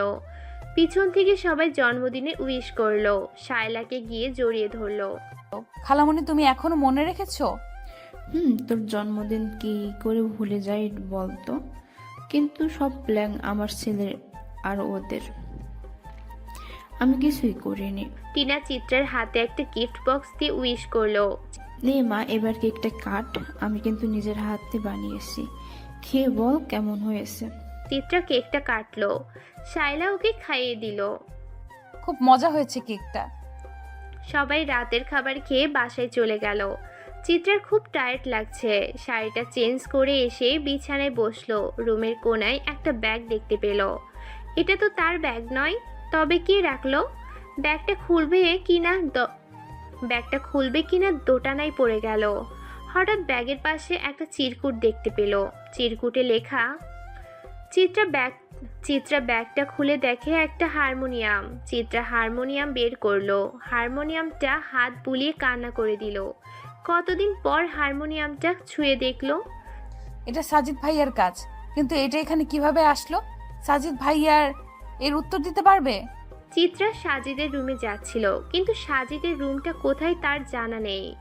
সিঁড়ি বেয়ে উপরে উঠলো, কোন দিকে যাবে বুঝতে পারছে না। এইভাবে দাঁড়িয়ে থাকলে চলবে না, সাজিদ ভাইয়ের রুমটা খুঁজতে হবে। ধীর পায়ে এগিয়ে গেল একটা রুমের দিকে, দরজাটা ভেজিয়ে রাখা। চিত্রা রুমের দরজা একটু ফাঁক করে দেখে জেরিন জানালার পাশে দাঁড়িয়ে আনমনা হয়ে কি যেন ভাবছে। চিত্রা কোনো শব্দ না করে চলে আসছিল। এমন সময়, আপনার মধ্যে কি এমন আছে যা আমায় বারবার অবাধ্য করে? আপনি সামনে এলে আমার এত এলোমেলো লাগে কেন? মনের ভেতরটা কেন এত অশান্ত সমুদ্রের মতো হয়ে ওঠে? এই অনুভূতির নাম কি? কেন আমি এতটা অবুঝ হয়ে পড়ছি? চিত্রা জেরিনের সব কথা শুনে বুঝলো জেরিন কাউকে ভালোবাসে। অবশ্য বেশ কিছুদিন ধরে লক্ষ্য করছে জেরিনের কথাবার্তায় বেশ পরিবর্তন। আগের চেয়ে ভদ্রভাবে কথা বলে। প্রেমে পড়লে বোধহয় এমনই হয়। চিত্রা সাহস সঞ্চয় করে জেরিনের পাশে গিয়ে দাঁড়ালো। একতরফা ভালোবাসা বড্ড কষ্টের। কাউকে কিছু বলা যায় না, বোঝানো যায় না। শুধু দূর থেকে একটা মানুষকে নিয়ে নিজের মতো করে স্বপ্ন বোনা যায়। এইভাবে ভালোবেসে কষ্ট না পেয়ে যাকে ভালোবাসো তার সামনে গিয়ে দাঁড়াও। মুখোমুখি হয়ে সে কি চায় জানার চেষ্টা করো। হয়তো তুমি যেমন কষ্ট পাচ্ছ, ঠিক তেমনি সেই মানুষটিও কষ্ট পাচ্ছে। কিন্তু সে যদি আমায় প্রত্যাখ্যান করে, তখন আমি কি করব চিত্রা? আগে থেকে খারাপটা ভাবছো কেন? ভালো কিছুও তো হতে পারে। জেরিন একটা কথা মনে রাখবে, জোর করে কারোর ভালোবাসা পাওয়া যায় না। সে যদি তোমায় না চায়, তোমার উচিত তার দিক থেকে নিজেকে সরিয়ে নেওয়া। কিন্তু শুরুতেই তুমি খারাপ কিছু ভেবো না। যা ভাবার সব ভালো হবে, যা হবার সব ভালো হবে। কথাগুলো বলে চিত্রা রুমে থেকে বেরিয়ে আসলো। পিছন থেকে জেরিন বলল, অনেক ধন্যবাদ চিত্রা, এভাবে সাহস দেওয়ার জন্য। চিত্রা মুচকি হাসি দিয়ে চলে আসলো। অনেক রাত হয়ে গেছে, এখন আর সাজিদ ভাইকে বিরক্ত করা ঠিক হবে না। কাল সকালে না হয়। চিত্রা রুমের দিকে পা বাড়ালো। চিত্রার কথা শুনে জেরিন মনে মনে ঠিক করলো সে মিহানকে তার মনের কথা জানাবে। পরের দিন সকালে চিত্রার ফোনে একটা আননোন নাম্বার থেকে কল আসলো। আগের ফোন সাগরের বাসায় রেখে এসেছিল, তাই শায়লা চিত্রাকে নতুন একটা ফোন কিনে দিল। আননোন নাম্বার দেখে প্রথমে রিসিভ করেনি, দ্বিতীয়বার রিং হতেই চিত্রা রিসিভ করলো। কথা বলা শেষ করে শায়লার কাছে ছুটে গেল। খালামণি, একটা গুড নিউজ আছে। শায়লা চিত্রার দিকে তাকিয়ে দেখে চিত্রাকে ভীষণ খুশি দেখাচ্ছে। আলহামদুলিল্লাহ, খুশির খবর মা। আমি রেকর্ডিং এর সুযোগ পেয়েছি। কিসের রেকর্ডিং? গানের রেকর্ডিং খালামণি। ওনারা আমার গান শুনেছেন। একটু আগে কল দিয়ে বলল ওনাদের নাকি আমার ভয়েস খুব ভালো লেগেছে। আগামীকাল ওনাদের অফিসে গিয়ে দেখা করতে বলেছেন। বাহ, এটা তো খুব দারুণ খবর। তুই বস, আমি সাজিদ আর তোর আঙ্কেলকে জানিয়ে আসি। জেরিন অনেক তাড়াতাড়ি ভার্সিটিতে চলে এসেছে। আজ মিহানকে সব কথা বলবে, এভাবে একা একা কষ্ট পাবে না। এসে দেখে আজ সিনিয়রদের বিদায় সংবর্ধনা অনুষ্ঠান। সবাই বেশ সাজগোজ করে এসেছে। রুষা আর রকি এখনো আসেনি। জেরিন গিয়ে মিহানকে খুঁজতে লাগলো, কিন্তু কোথাও পেল না। একজনকে জিজ্ঞেস করে জানতে পারলো মিহান এখনো আসেনি। জেরিন এক করে দাঁড়িয়ে অপেক্ষা করতে লাগলো। কিরে, ক্লাসে না গিয়ে এখানে কি করছিস? ক্লাস তো হবে না মনে হয়, দেখছিস না সাজানো হচ্ছে, প্রোগ্রাম আছে। ও, তাহলে তো ভালোই। অনেকদিন পর তিনজনে মিলে ঘুরতে যাব। রকিকে বলছি তাড়াতাড়ি আসতে। না রে, আমি যাব না, আমার আরেকটা কাজ আছে, তোরা যা। জেরিন রুষাকে না করে দিয়ে লাইব্রেরির দিকে যাচ্ছিল। মিহানকে গাড়ি থেকে নামতে দেখে ওর বুকের ভেতরটা দুরু দুরু করতে লাগলো। এক পা করে এগিয়ে যেতে লাগলো মিহানের দিকে। কেমন এক মিশ্র অনুভূতি হচ্ছে তার মধ্যে। হঠাৎ দেখলো মিহান একটা মেয়ের হাত ধরে গাড়ি থেকে নামতে সাহায্য করছে। গাড়ি থেকে নেমে কিছুটা আসার পর মেয়েটা একটা পাথরের সাথে ধাক্কা খেয়ে পড়ে যাচ্ছিল। মিহান ওকে ধরে ফেলে। আশেপাশের সবাই তাকিয়ে দেখছে। সবাই নিজেদের মধ্যে বলল এই মেয়ের সাথে মিহানের বিয়ে ঠিক হয়েছে, কয়েকদিন পর ওদের বিয়ে। অথচ জেরিন এসবের কিছুই জানে না। চোখের কার্নিশ বেয়ে কয়েক ফোঁটা অশ্রু গড়িয়ে পড়ল। ভিতরটা ভেঙে চুরমার হয়ে যাচ্ছে। নিজের ভালোবাসার মানুষকে অন্য কারোর সাথে ভাগ করা যায় না। ভালোবাসার মানুষটি একান্তই ব্যক্তিগত। জেরিন আর দেরি না করে ওখান থেকে চলে আসলো। জেরিনের এভাবে চলে আসাটা কারোর চোখে না পড়লেও একজনের চোখে ঠিকই লক্ষ্য করেছে। জেরিন বাসায় এসে দরজা বন্ধ করে দিল। তার পৃথিবী বিষাদের ছায়া ছায়ায় ছেয়ে গেছে। জেরিন নিজেকে সামলাতে পারছেন না। রাত পার হলো। দুজনের জীবনে এক নতুন ভোর। কারোর জন্য নতুন করে বাঁচার একমাত্র আশা, আর কারোর জন্য এক বুক হতাশা আর একাকিত্বের অভিশাপ। শায়লা নাস্তা খেয়ে চিত্রাকে নিয়ে গানের স্টুডিওতে গেল। জেরিন রাতে ঘুমায়নি, সারা রাত জেগেছিল। ভোর রাতে একটু ঘুম এসেছে, কিন্তু খানিকক্ষণ পর ঘুম ভেঙে যায়। আয়নার সামনে দাঁড়িয়ে নিজেকে দেখে, চমকে ওঠে। অনেক সময় ধরে মাথাটা ভারী ভারী লাগছে, চোখগুলো বেশ ফুলে গেছে। রুষাকে জানিয়ে দিল সে আর যাবে না। বেশ কয়েকদিন ধরে জেরিনকে দেখতে না পেয়ে মিহান অবাক হয়। সেদিনের পর জেরিন চুপচাপ হয়ে গেছে। ভার্সিটি আর বাসা ছাড়া অন্য কোথাও যায় না। মিহান ক্লাস করাতে এসে রুষাকে বলল, রুষা ক্লাস শেষে আমার সাথে দেখা করবে। জি স্যার। ক্লাস শেষ হওয়ার পর রুষা মিহানের রুমে গেল। আসবো স্যার। মিহান বসেছিল, দরজার দিকে তাকিয়ে মাথা নেড়ে আসার সম্মতি দিল। বসো। রুষার সামনে থাকা চেয়ারটা টেনে বসলো। মিহান হাতের কাজ থামিয়ে রুষাকে বলল, জেরিনা কি হয়েছে? বেশ কিছুদিন ক্লাসে দেখছি না। স্যার, ওর কি হয়েছে তা আমি ঠিক জানি না, তবে অনেক দিন ধরে ওকে অনেক অন্যরকম লাগছে। আগের জেরিন যেন ধীরে ধীরে অন্য একটা মানুষে পরিণত হয়েছে, তবে কী কারণে হয়েছে এমন তা আমি জানি না। ঠিক আছে, তুমি এবার আসতে পারো। রুষা চেয়ার ছেড়ে উঠে চলে গেল। মিহান খানিকক্ষণ ভেবে ভুবন ভোলানো হাসি দিল, যেন সে পৃথিবীর সবচেয়ে সুখী মানুষ। ফোনটা হাতে নিয়ে কাউকে কল দিয়ে বলল, আমার দায়িত্ব শেষ। চিত্রার গানের রেকর্ডিং বেশ ভালো চলছে। চারদিকে তার নাম ছড়িয়ে পড়েছে। সবাই বেশ প্রশংসা করতে লাগলো। আগের চেয়ে অনেক ভালো আছে। ইদানিং বাবার কথা বেশ মনে পড়ে, কিন্তু কোন মুখে গিয়ে দাঁড়াবে ভেবে চোখ দুটো ছলছল করে। চিত্রা, আজ আমরা বাইরে ঘুরতে যাব, রেডি হয়ে নেও। কোথায় যাব খালামণি? আজ আমার বান্ধবীর জন্মদিন, ওখানে যাব। তুই রেডি হয়ে নে, আমি জেরিনকে বলে আসি। আচ্ছা। জেরিন।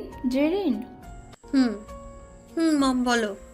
তাড়াতাড়ি রেডি হয়ে নে, তোর রাশেদা আন্টির জন্মদিন, সবাইকে ইনভাইট করেছে। মম আমি যাব না, তোমরা গিয়ে ঘুরে আসো। চল না মা, আমায় বারবার বলেছে তোকে নিয়ে যেতে। আমার কোথাও যেতে ভালো লাগে না মম। এই অস্থিরতা বিষণ্ণতা হয়তো কেটে যাবে, তা যা নিয়ে এত মন খারাপ সব হয়তো দূর হয়ে যাবে। একবার চল, ওখানে গিয়ে যদি ভালো না লাগে তবে চলে আসিস। শায়লার কথাগুলো শুনে জেরিন অবাক হলো। মম কি বলে গে এসব? অনিচ্ছা সত্ত্বেও রেডি হয়ে জন্মদিনের অনুষ্ঠানে গেল। সবাই কত মজা করছে, অথচ তার মনে এক বিন্দু আনন্দ কাজ করছে না। জেরিন সবার মাঝখান থেকে উঠে গিয়ে গার্ডেনের দিকে যাচ্ছিল, একজনের সাথে ধাক্কা খেয়ে পড়ে গেল। মনে মনে তাচ্ছিলের হাসি হেসে বলল, একজনের প্রেমে এমন ভাবে পড়েছি, উঠে দাঁড়ানোর শক্তি খুঁজে পাচ্ছি না। এখন আবার মেয়েলি কণ্ঠে একজন বলে ওঠে, সরি, আমি ইচ্ছে করে ধাক্কা দিইনি, প্লিজ কিছু মনে করবেন না, আপনার কোথাও লাগেনি তো? জেরিন উঠে জামা ঠিক করতে করতে সামনে দাঁড়িয়ে থাকা ব্যক্তির দিকে তাকায়। মেয়েটাকে দেখে হকচকিয়ে উঠল জেরিন।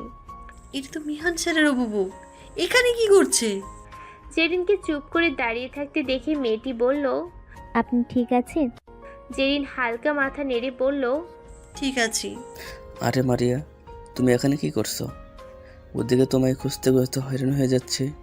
নাও বাবুকে নাও, খুব কান্নাকাটি করছে, সামলাও ওকে। জেরিনের সবকিছু মাথার উপর দিয়ে যাচ্ছে, হিসেবগুলো এলোমেলো হয়ে যাচ্ছে, মাথাটা ঘুরে উঠল। জেরিন নিজেকে ধাতস্থ করে মারিয়াকে বলল, বাবুটা কি আপনার? আমার।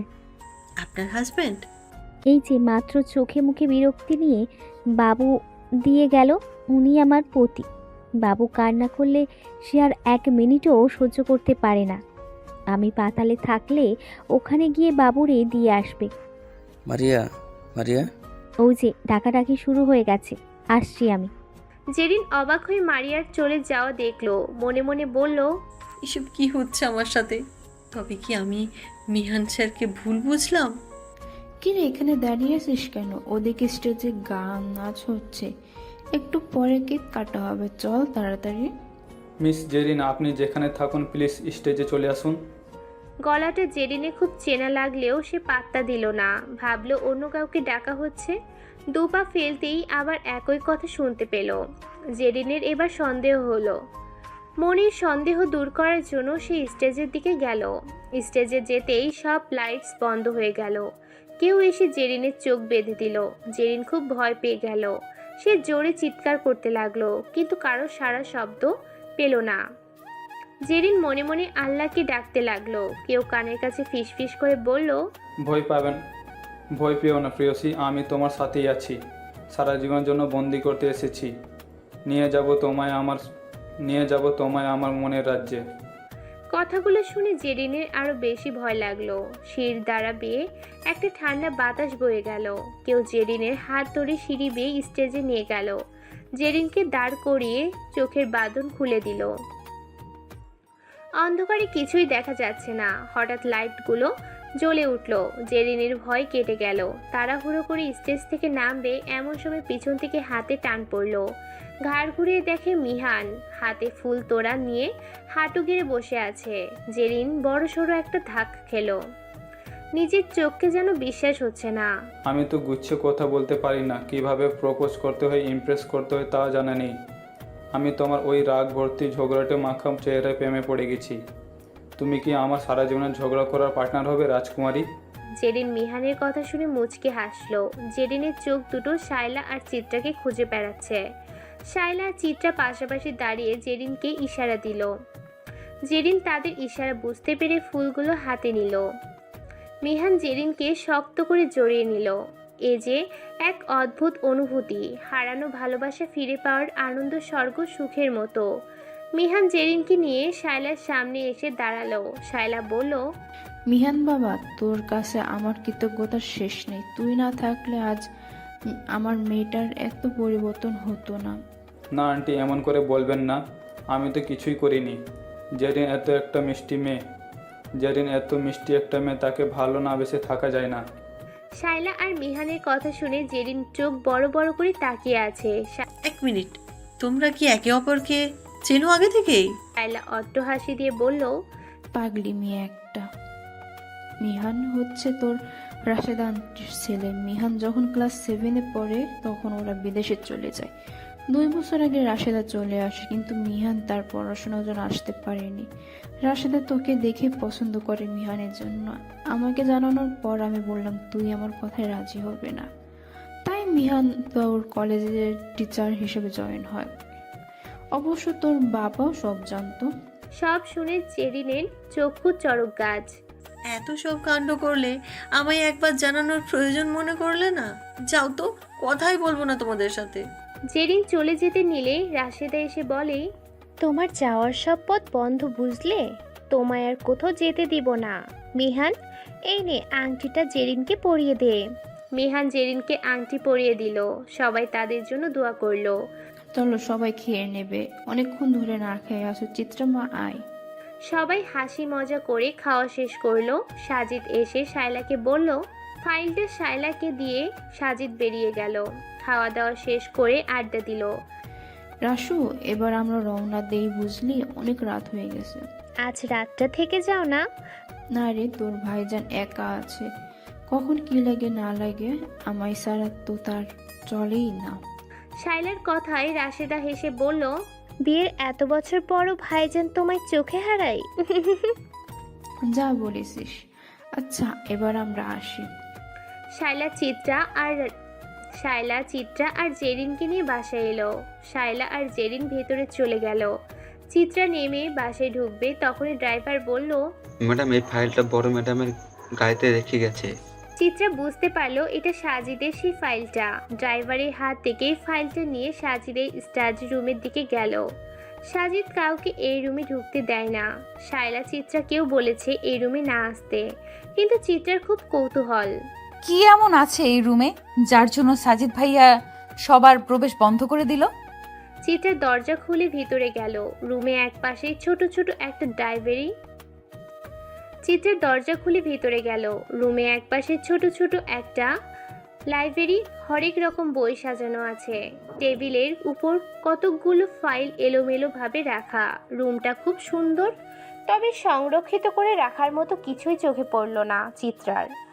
তার হাতে থাকা ফাইলটা টেবিলের এক পাশে রেখে চলে আসছে, তখন হঠাৎ সামনে একটা কাগজের টুকরো চোখে পড়ল। সাজিদের কোনো দরকারি কাগজ ভেবে চিত্রা কাগজটা হাতে নিল। কাগজটা হাতে নিয়ে চিত্রার পায়ের তলা থেকে মাটি সরে যাচ্ছিল। বিড়বিড় করে বলতে লাগলো, এটা কিছুতেই হতে পারে না। চিত্রার মনে হচ্ছে সে কোনো দুঃস্বপ্ন দেখছে। ঘুম ভাঙলে সব ঠিক হয়ে যাবে। হঠাৎ কারোর পায়ের আওয়াজ পেল। চিত্রা ঠায় দাঁড়িয়ে রইল। নড়াচড়া করার এক ফোঁটা শক্তি নেই, যেন এক নিমেষেই সব শক্তি ফুরিয়ে গেল। তুমি এই রুমে কি করছো? মা তোমায় বলেনি এই রুমে আমি ছাড়া আর কেউ আসতে পারবে না? সাজিদের কথায় চমকে উঠল চিত্রা। ভয়ঙ্কর রেগে গেল। চিত্রা এই সাজিদকে চিনতে পারছে না। চিত্রা বুঝতে পারছে কেন এই রুমে ঢোকা বারণ সবার। সাজিদ বলল, শোনো মেয়ে, আর কখনো এই রুমের আশেপাশে যেন না দেখি, তাহলে কিন্তু। চিত্রার চোখ থেকে টপ টপ করে পানি পড়তে লাগলো। চিত্রার চোখে পানি দেখে সাজিদ নিজেকে কন্ট্রোল করার চেষ্টা করে। এভাবে রেগে যাওয়া ঠিক হয়নি, বুঝিয়ে বললেই হতো। কথায় কথায় এত পানি আসে কোথা থেকে? চোখের পাশে কি সমুদ্র আছে? সাজিদ ভাইয়া, আপনি সবাইকে মিথ্যা বলে বেড়াচ্ছেন। চিত্রার কথায় সাজিদের বুক কেঁপে উঠল। চিত্রা কি সব জেনে ফেলেছে? না, আগে জানতে হবে সে কতটা জানে। চিত্রা সাজিদের দিকে কাগজটা বাড়িয়ে দিয়ে বলল, আমায় কি মিথ্যাবাদী মনে হয়? এটাই তার প্রমাণ। সাজিদ কাগজটা হাতে নিয়ে দেখে ডাক্তারি প্রেসক্রিপশন। সাজিদ ঘাবড়ে যায়। এটা আমার নয়, একটা ফ্রেন্ডের। প্লিজ সাজিদ ভাইয়া, আর মিথ্যা বলবেন না। আপনার ফ্রেন্ডের হলে আপনার নাম কেন দেওয়া, বলতে পারেন? আমায় কি এতই বোকা মনে হয়? সাজিদ বুঝতে পেরেছি আর লুকিয়ে লাভ নেই, সব প্রকাশ করার সময় এসে গেছে। একদিন না একদিন তো সবাই জানবে। সে জানাটা না হয় চিত্রাকে দিয়ে শুরু হোক। সাজিদ চিত্রাকে বলল, তোমার উপর অনেক ধকল গেছে সারাদিন, রেস্ট নিতে পারোনি, ওই সোফায় গিয়ে বসো। সাজিদ ভাইয়া কথা ঘোরাবেন না, আপনি আমায় সব বলুন, আমি শুনতে চাই। জেরিন বারান্দায় বসে আজকের ঘটনাগুলো নিয়ে ভাবছে। হঠাৎ ফোনে একটা নোটিফিকেশন এলো। ফোনটা হাতে নিয়ে দেখে একটা আননোন নাম্বার থেকে মেসেজ এসেছে। রাজকন্যা তোমার জন্য নিচে অপেক্ষা করছি, তাড়াতাড়ি নিচে চলে আসো। জেরিন দেরি না করে নিচে গেল। দরজা খুলে দেখে মিহান গাড়িতে হেলান দিয়ে দাঁড়িয়ে আছে। জেরিনকে দেখে মিহান মুচকি হাসি দিল। এত রাতে এখানে কি করছো? তোমায় দেখতে ইচ্ছা করছে খুব। তাই বলে এত রাতে? ওদিকে সবাই খোঁজাখুঁজি করলে? কেউ খুঁজবে না, চলো একটু গিয়ে বসি। জেরিন গার্ডেনের বেঞ্চে বসলো। মিহান এসে তার কোলে শুয়ে পড়ল। পাগল একটা। ওই একটা কথা জিজ্ঞাসা করবো মিহান? শুধু একটা করবে? আমি তো ভাবলাম তুমি কথার ফুল ঝরিয়ে রাখছো। শুধু একটা করবে? আমি তো ভাবলাম তুমি কথার ফুল ঝরিয়ে রেখেছো।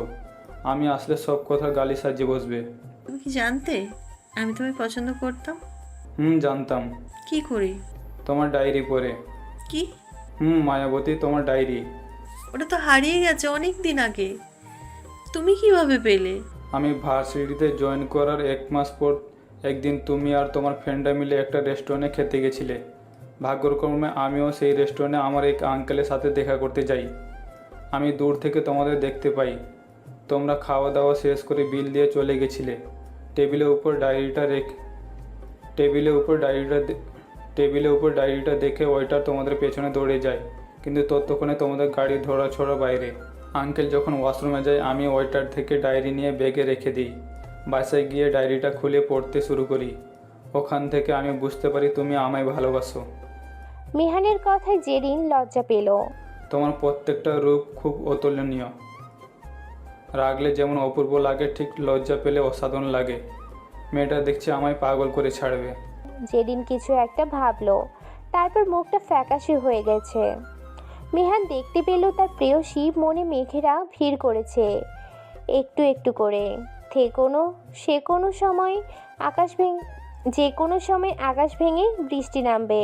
মিহান জেরিনের কোল থেকে মাথা উঠিয়ে মুখোমুখি বসলো, দুহাত দিয়ে জেরিনের গালটা ধরে বলল, কি হয়েছে আমার রানী আম্রপলিটার? তার চাঁদপানা মুখটায় অভিমানের ছায়া কেন? জেরিন অন্য পাশ ফিরে চোখে জমা থাকা অশ্রুটা মুছে নিল। মিহানের খারাপ লাগলো। হঠাৎ মেয়েটার মন খারাপ হলো কেন?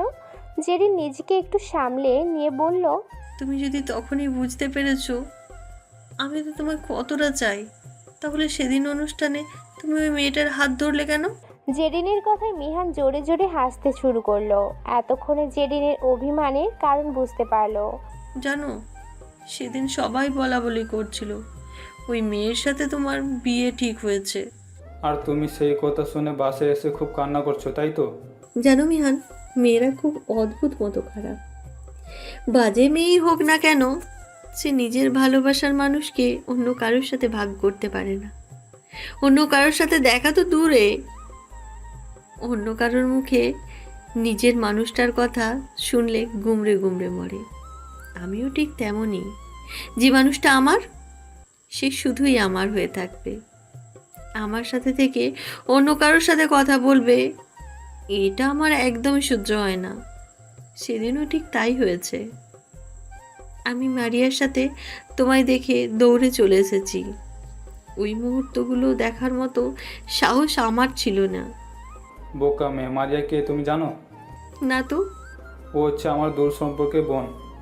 ওই যে বললাম আমি একটা আঙ্কেলের সাথে রেস্টুরেন্টে দেখা করতে গেছিলাম, ওনার মেয়ে।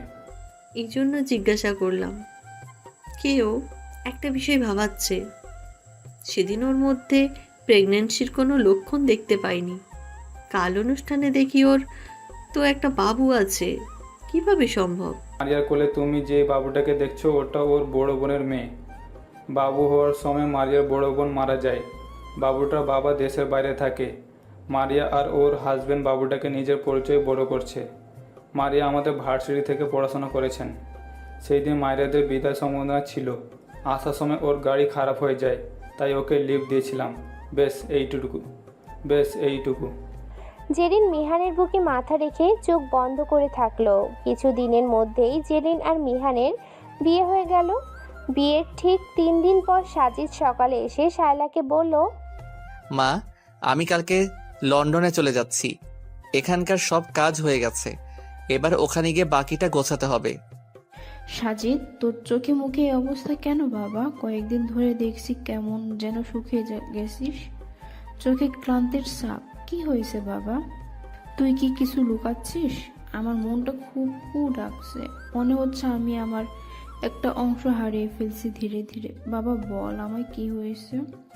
সাজিদ ঠোঁটে মিথ্যে হাসির রেখা টেনে বলল, কিছু হয়নি তো মা, দেখো তোমার ছেলে একদম ঠিক আছে। শোনো, দুপুরে আমার কিছু অতিথি আসবে, তুমি সব অ্যারেঞ্জ করে রেখো। সাজিদ বেরিয়ে গেল। শায়লার মন থেকে খুঁতখুঁতটা কিছুতেই দূর হচ্ছে না। সাজিদের কথা মতো শায়লা সব সাজিয়ে গুছিয়ে নিল। সাজিদ কল দিয়ে শায়লাকে বলল, মা বাবাকে বলো বাসায় থাকতে, আমি ওনাদের নিয়ে আসছি। বসার ঘরে থমথমে পরিবেশ, কারোর মুখে কোনো কথা নেই। সাজিদ বলল, দেখো, তোমাদের মধ্যে যা হয়েছে সেটা অনেক বছর আগে। আমার মনে হয় সেই রাগ অভিমান ধরে রাখা উচিত নয়। এবার তা শেষ করো। আমি চলে যাওয়ার আগে একটা হাসি খুশি পরিবার দেখে যেতে চাই। তুই চলে যাওয়ার আগে মানে তুই কি একেবারের জন্য চলে যাচ্ছিস নাকি? শোন সাজিদ, তুই ভালো কথা কিন্তু খুব তাড়াতাড়ি ফিরে আসবে। নইলে কিন্তু যেতে দেব না। আনোয়ার আর মিনহাজ চুপচাপ বসে আছে। তোমার কি এমন চুপ করে থাকবে? তোমরা কি এমন চুপ করে থাকবে? বাবা, আমার ছোটবেলায় সামান্য একটা দুর্ঘটনার জন্য তোমরা কথা বলা বন্ধ করে দিয়েছো। আমি এখন বড় হয়ে গেছি, কিন্তু তোমাদের মধ্যকার মনোমালিন্য এখনো দূর হয়নি। আমি মিনহাজ আঙ্কেলকে রাজি করিয়েছি। বাবা প্লিজ, তুমি আর রাগ করে থেকো না। আনোয়ার সাহেব বসা থেকে উঠে দাঁড়ালো। মিনহাজ নিচের দিকে তাকিয়ে আছে। মনের মধ্যে এক ধরনের ভীতি কাজ করছে। যদি আনোয়ার সাহেব অপমান করেন? ভীত সন্ত্রস্ত হয়ে বলল, সাজিদ, আমরা বরং আজ আসি। আমি চাই না আমার জন্য তোমাদের পরিবারে কোনো ঝামেলা হোক। তোমরা ভালো থাকো। আসি শাইলা আপা। ভাইজান, এভাবে চলে যাবেন না। আপনারা যদি আমার বাড়ি থেকে খালি মুখে চলে যান তবে আমার খুব খারাপ লাগবে। আপা, অন্য একদিন আসবো। মা চলো।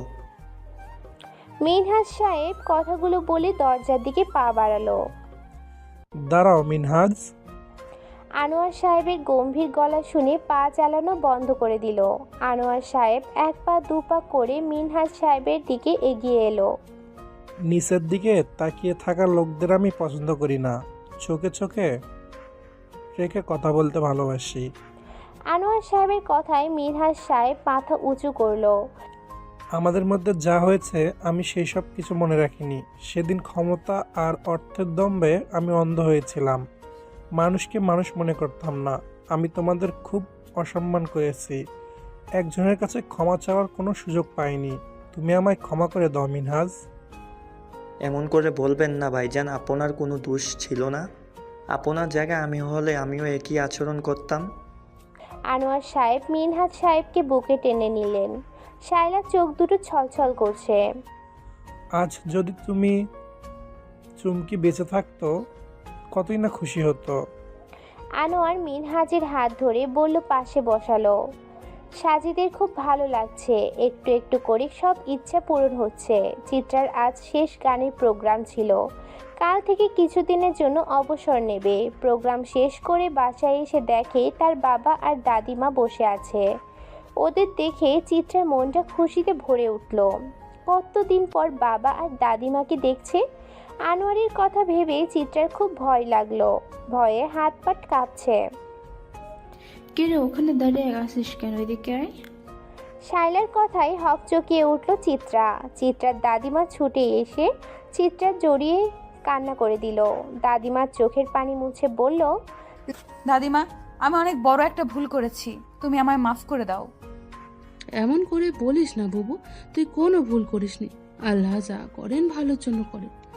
অতীতের কোনো কিছু নিয়ে কখনো আফসোস করবি না। শুধু ভুল থেকে শিক্ষা নিয়ে এগিয়ে যেতে হয়। যা, বাবার কাছে যা। চিত্রা মিনহাজ সাহেবের সামনে গিয়ে দাঁড়ালো। বাবা, ও বাবা, আমায় কি তুমি মাফ করবে না বাবা? আমি তো তোমার খুব খারাপ মেয়ে। তোমার সব সময় কষ্ট দিয়েছি, তোমার অবাধ্য হয়েছি। আমার সেই অবাধ্যতার জেদ ধরার শাস্তি পেয়ে গেছি বাবা। কথা বলো না বাবা। মা, ওকে বলো আমার সামনে থেকে চলে যেতে। এতদিন পরে ও কোন মুখে সামনে এসেছে? ওর জীবনে সব থেকে খারাপ সময়ে কি বাবার বুকে ঠাঁই নেওয়া যেত না? আমি কি তার এতটা খারাপ বাবা? আমায় কি একটু ভরসা করা যেত না? আমার ভুল হয়ে গেছে বাবা, প্লিজ তুমি আর রাগ করে থেকো না। আমায় মারো, সাহস করো, শাসন করো, যা খুশি শাস্তি দাও, কিন্তু কথা বলা বন্ধ করো না। চিত্রার খুব কান্না পাচ্ছে। মিনহাজের চোখ দুটো ভিজে গেছে। মেয়েকে জড়িয়ে নিল পরম যত্নে। এতগুলো দিন পর বাবার স্পর্শ পেল। হু হু করে কেঁদে উঠল। জমানো কষ্ট আর যন্ত্রণাগুলো যেন নিংড়ে বের হয়ে আসছে। প্রতিটা সন্তানের কাছে বাবা বট বৃক্ষের ন্যায়। সকল ঝড় ঝঞ্ঝা দুঃখ কষ্ট থেকে সন্তানদের প্রতিনিয়ত রক্ষা করে যায়। আর কাঁদিস না মা, এই সময় কান্না করা ঠিক নয়। আনোয়ার হোসেন চিত্রার মাথা হাত বুলিয়ে বলল, তোর কোনো চিন্তা নেই মা, তোর দুই বাবা তোর সাথে আছে। তোকে কখনো কষ্ট পেতে দিব না। সব সময় হাসি খুশি থাকতে হবে। আঙ্কেল, চিত্রামা, তুই যেদিন এই বাড়িতে প্রথম পারে গেছিলি সেদিন আমি তোকে চিনতে পেরেছি। তোর চেহারার সাথে তোর মায়ের চেহারার খুব মিল। তোকে দেখার পর আমার সব রাগ অভিমান গলে পানি হয়ে গিয়েছে। থাক, অবশেষে সব ভালো হলো। এই দিনটার জন্য অপেক্ষা করছি বছরের পর বছর। সাজিদ বাবা, তোকে অনেক ধন্যবাদ। তুই আমার বুক থেকে বড় একটা পাথর সরিয়ে দিয়েছিস। সাজিদ, আমি চিত্রাকে আমাদের সাথে নিয়ে যেতে চাই। ভাইজান, আগে খাওয়া দাওয়া করুন, তারপর সেসব নিয়ে ভাবা যাবে। চলো, সবাই খেয়ে নেবে। শায়লা সবাইকে খেতে দিল। সাজিদ খেতে খেতে বলল, আঙ্কেল, আপনার কাছে আমার একটা আবদার আছে, না করতে পারবেন না। কি আবদার বলো? আমি চাই আপনারা আজ রাতটুকু আমাদের বাসায় থাকুন। আমি সবাইকে একসাথে দেখে যেতে চাই। হ্যাঁ সাজিদ ঠিকই বলেছে, তুমি আজে থেকে যাও। ভাইজান, আপনি না করবেন না? রাতে জেরিন আসবে জামাইকে নিয়ে। মেয়ে জামাইকে দেখে দোয়া করবেন। আপা, আমার অনেক কাজ ওইদিকে। থেকে যাও না বাবা। মেয়ের আবদার ফেলতে পারল না। ঠিক আছে, আজ থাকবো। সবাই খাওয়া দাওয়া শেষ করে রেস্ট নিল। রাতে জেরিন আসলো মিহানকে নিয়ে। আনোয়ার আর শায়লা মিনহাজের সাথে পরিচয় করিয়ে দিল। পরের দিন সকালবেলায় সাজিদ রেডি হয়ে চিত্রার রুমে এলো। চিত্রা, আসবো? হ্যাঁ সাজিদ ভাইয়া আসুন। চিত্রা, আমি জানি না আমি কখনো ফিরতে পারবো কিনা। আমি যদি কখনো তোমার মনে কষ্ট দিয়ে থাকি, তুমি আমায় ক্ষমা করে দিও। সাজিদ ভাই এভাবে বলবেন না। আপনার কাছে আমার ঋণের শেষ নেই। আপনি না থাকলে আমি আর আমার ভেতরে বেড়ে ওঠা ছোট্ট প্রাণটা কবেই শেষ হয়ে যেতাম। আপনার কাছে আমি চিরকাল কৃতজ্ঞ থাকব। এটা আমার দায়িত্ব। তোমার জায়গায় অন্য কেউ হলে আমি একইভাবে সাহায্য করতাম। তোমার কাছে আমার একটা অনুরোধ আছে। অনুরোধ বলবেন না, আপনি আদেশ করুন। আপনার জন্য কিছু করতে পারা ভাগ্যের ব্যাপার। আমার অবর্তমানে মা বাবার একটু খেয়াল রেখো। মিনহাজ আঙ্কেল হয়তো তোমায় নিয়ে চলে যাবে। তুমি মাঝে মধ্যে এসে ঘুরে যেও, যোগাযোগ রেখো। আপনি না বললেও আমি আসব। সারা খালামণির মতো মানুষ হয় না। আমার মায়ের অভাব খালামণি ভুলিয়ে দিয়েছে। মায়ের পরিপূরক হয় না, কিন্তু খালামণি আমার মায়ের দ্বিতীয় মা। আর আনোয়ার আঙ্কেলের কথা কি বলবি? উনি তো আমায় নিজের মেয়ের মতোই স্নেহ করেন। তাই এটা আমার কর্তব্য ওনাদের খেয়াল রাখা। আমরা তো একটাই পরিবার। অনেক নিশ্চিন্ত হলাম। সবাই মিলে হাসি খুশি ভাবে সাজিদকে বিদায় দিল। শায়লার মনটা খারাপ। ছেলেকে কাজ ছাড়া করতে তার মন সায় দিচ্ছে না। সবাই মিলে শায়লাকে বোঝাতে লাগলো। প্রায় 2 বছর হতে চলো সাজিদ বাবা মায়ের চোখের পানি মুছে দিল। জেরিন বলল, ভাইয়া, আল্লাহর কাছে হাজার শুক্রিয়া, তোকে ফিরিয়ে পেয়েছি। আর আমাদের কিছু চাই না। মা, তোমাদের আরেকটা কথা বলার আছে। শায়লা জিজ্ঞাসু দৃষ্টিতে তাকিয়ে রইল। সাজিদ সিরাতের পাশে দাঁড়িয়ে বলল, সিরাত শুধু আমার ডাক্তার নয়, কি? ও আমার অর্ধাঙ্গিনী। দেশে ফেরার আগে আমরা রেজিস্ট্রি ম্যারেজ করে নিয়েছি। শায়লা অবাক হয়ে জিজ্ঞেস করলো, এ কি বলছিস সাজিদ? কিসের? ঠিক বলেছি। চিত্রা এতক্ষণ চুপচাপ ছিল। সাজিদের বিয়ের কথা শুনে খুশিতে চোখ মুখ জুড়ে আনন্দ বয়ে গেল। বাহ, এটা তো দারুণ খবর। অভিনন্দন সাজিদ ভাইয়া। খালামণি তোমার ছেলে আর ছেলের বউকে দোয়া করবে না? শায়লা হুঙ্কার দিয়ে উঠল, এই বিয়ে আমি মানি না। আনোয়ার সাহেব চোখ দুটো ছোট ছোট করে শায়লার দিকে তাকালো। শায়লা তো এমন নয়। এই শায়লাকে তার বড্ড অচেনা লাগছে। শায়লা, ছেলে যখন বিয়ে করে ফেলেছে তখন আর তুমি দ্বিমত করো না। ছেলের বউকে সসম্মানে মেনে নাও। সিরাতের মুখটা ফ্যাকাশে হয়ে গেল। তবে কি তার স্বপ্নগুলো ভেঙে চুরমার হয়ে যাবে? সিরাত কাচুমাচু হয়ে শায়লার সামনে এসে দাঁড়ালো। আন্টি, আপনি আমার মায়ের মতো। আমরা দুজন যদি কোনো ভুল করি তবে আমাদের ক্ষমা করে দিন। আপনি গুরুজন, আপনি যা শাস্তি দেবেন আমরা মাথা পেতে নেব। সিরাতের এই অবস্থা দেখে সাজিদের খুব খারাপ লাগলো। মেয়েটা তার জন্য এতটা ত্যাগ স্বীকার করেছে, এত কষ্ট করেছে, তাকেই অপমানিত হতে হচ্ছে। চিত্রা শায়লার হাত ধরে বলল, ও খালামণি, তুমি এমন রাগ করছো কেন? ওরা দুজনকে খুব ভালোবাসে। তুমি চাও না ওরা একসাথে থাকুক? চিত্রা মা, তুইও ওদের সাপোর্ট করছিস? আমার দিকটা একবার ভাবছিস না? তুমি এত জেদ করছো কেন বলো তো? দেখো সিরাত ভাবির মুখটা, ভাবে মিষ্টি দেখতে, তুমি এমন মেয়ের উপর রাগ করছো? ভাইয়া ভাইয়া ভাবি সুখে থাকাটাই আমাদের কাছে গুরুত্বপূর্ণ। দেখিস সাজিদের বাবা, তোমার ছেলে একদম তোমার মতোই হয়েছে। বউয়ের সম্মান কিভাবে রাখতে হয় আমার ছেলে জানে। শায়লার কথা শুনে সাজিদ চৌকাঠে দাঁড়িয়ে পড়ল। শায়লা গিয়ে সিরাতের হাত ধরল।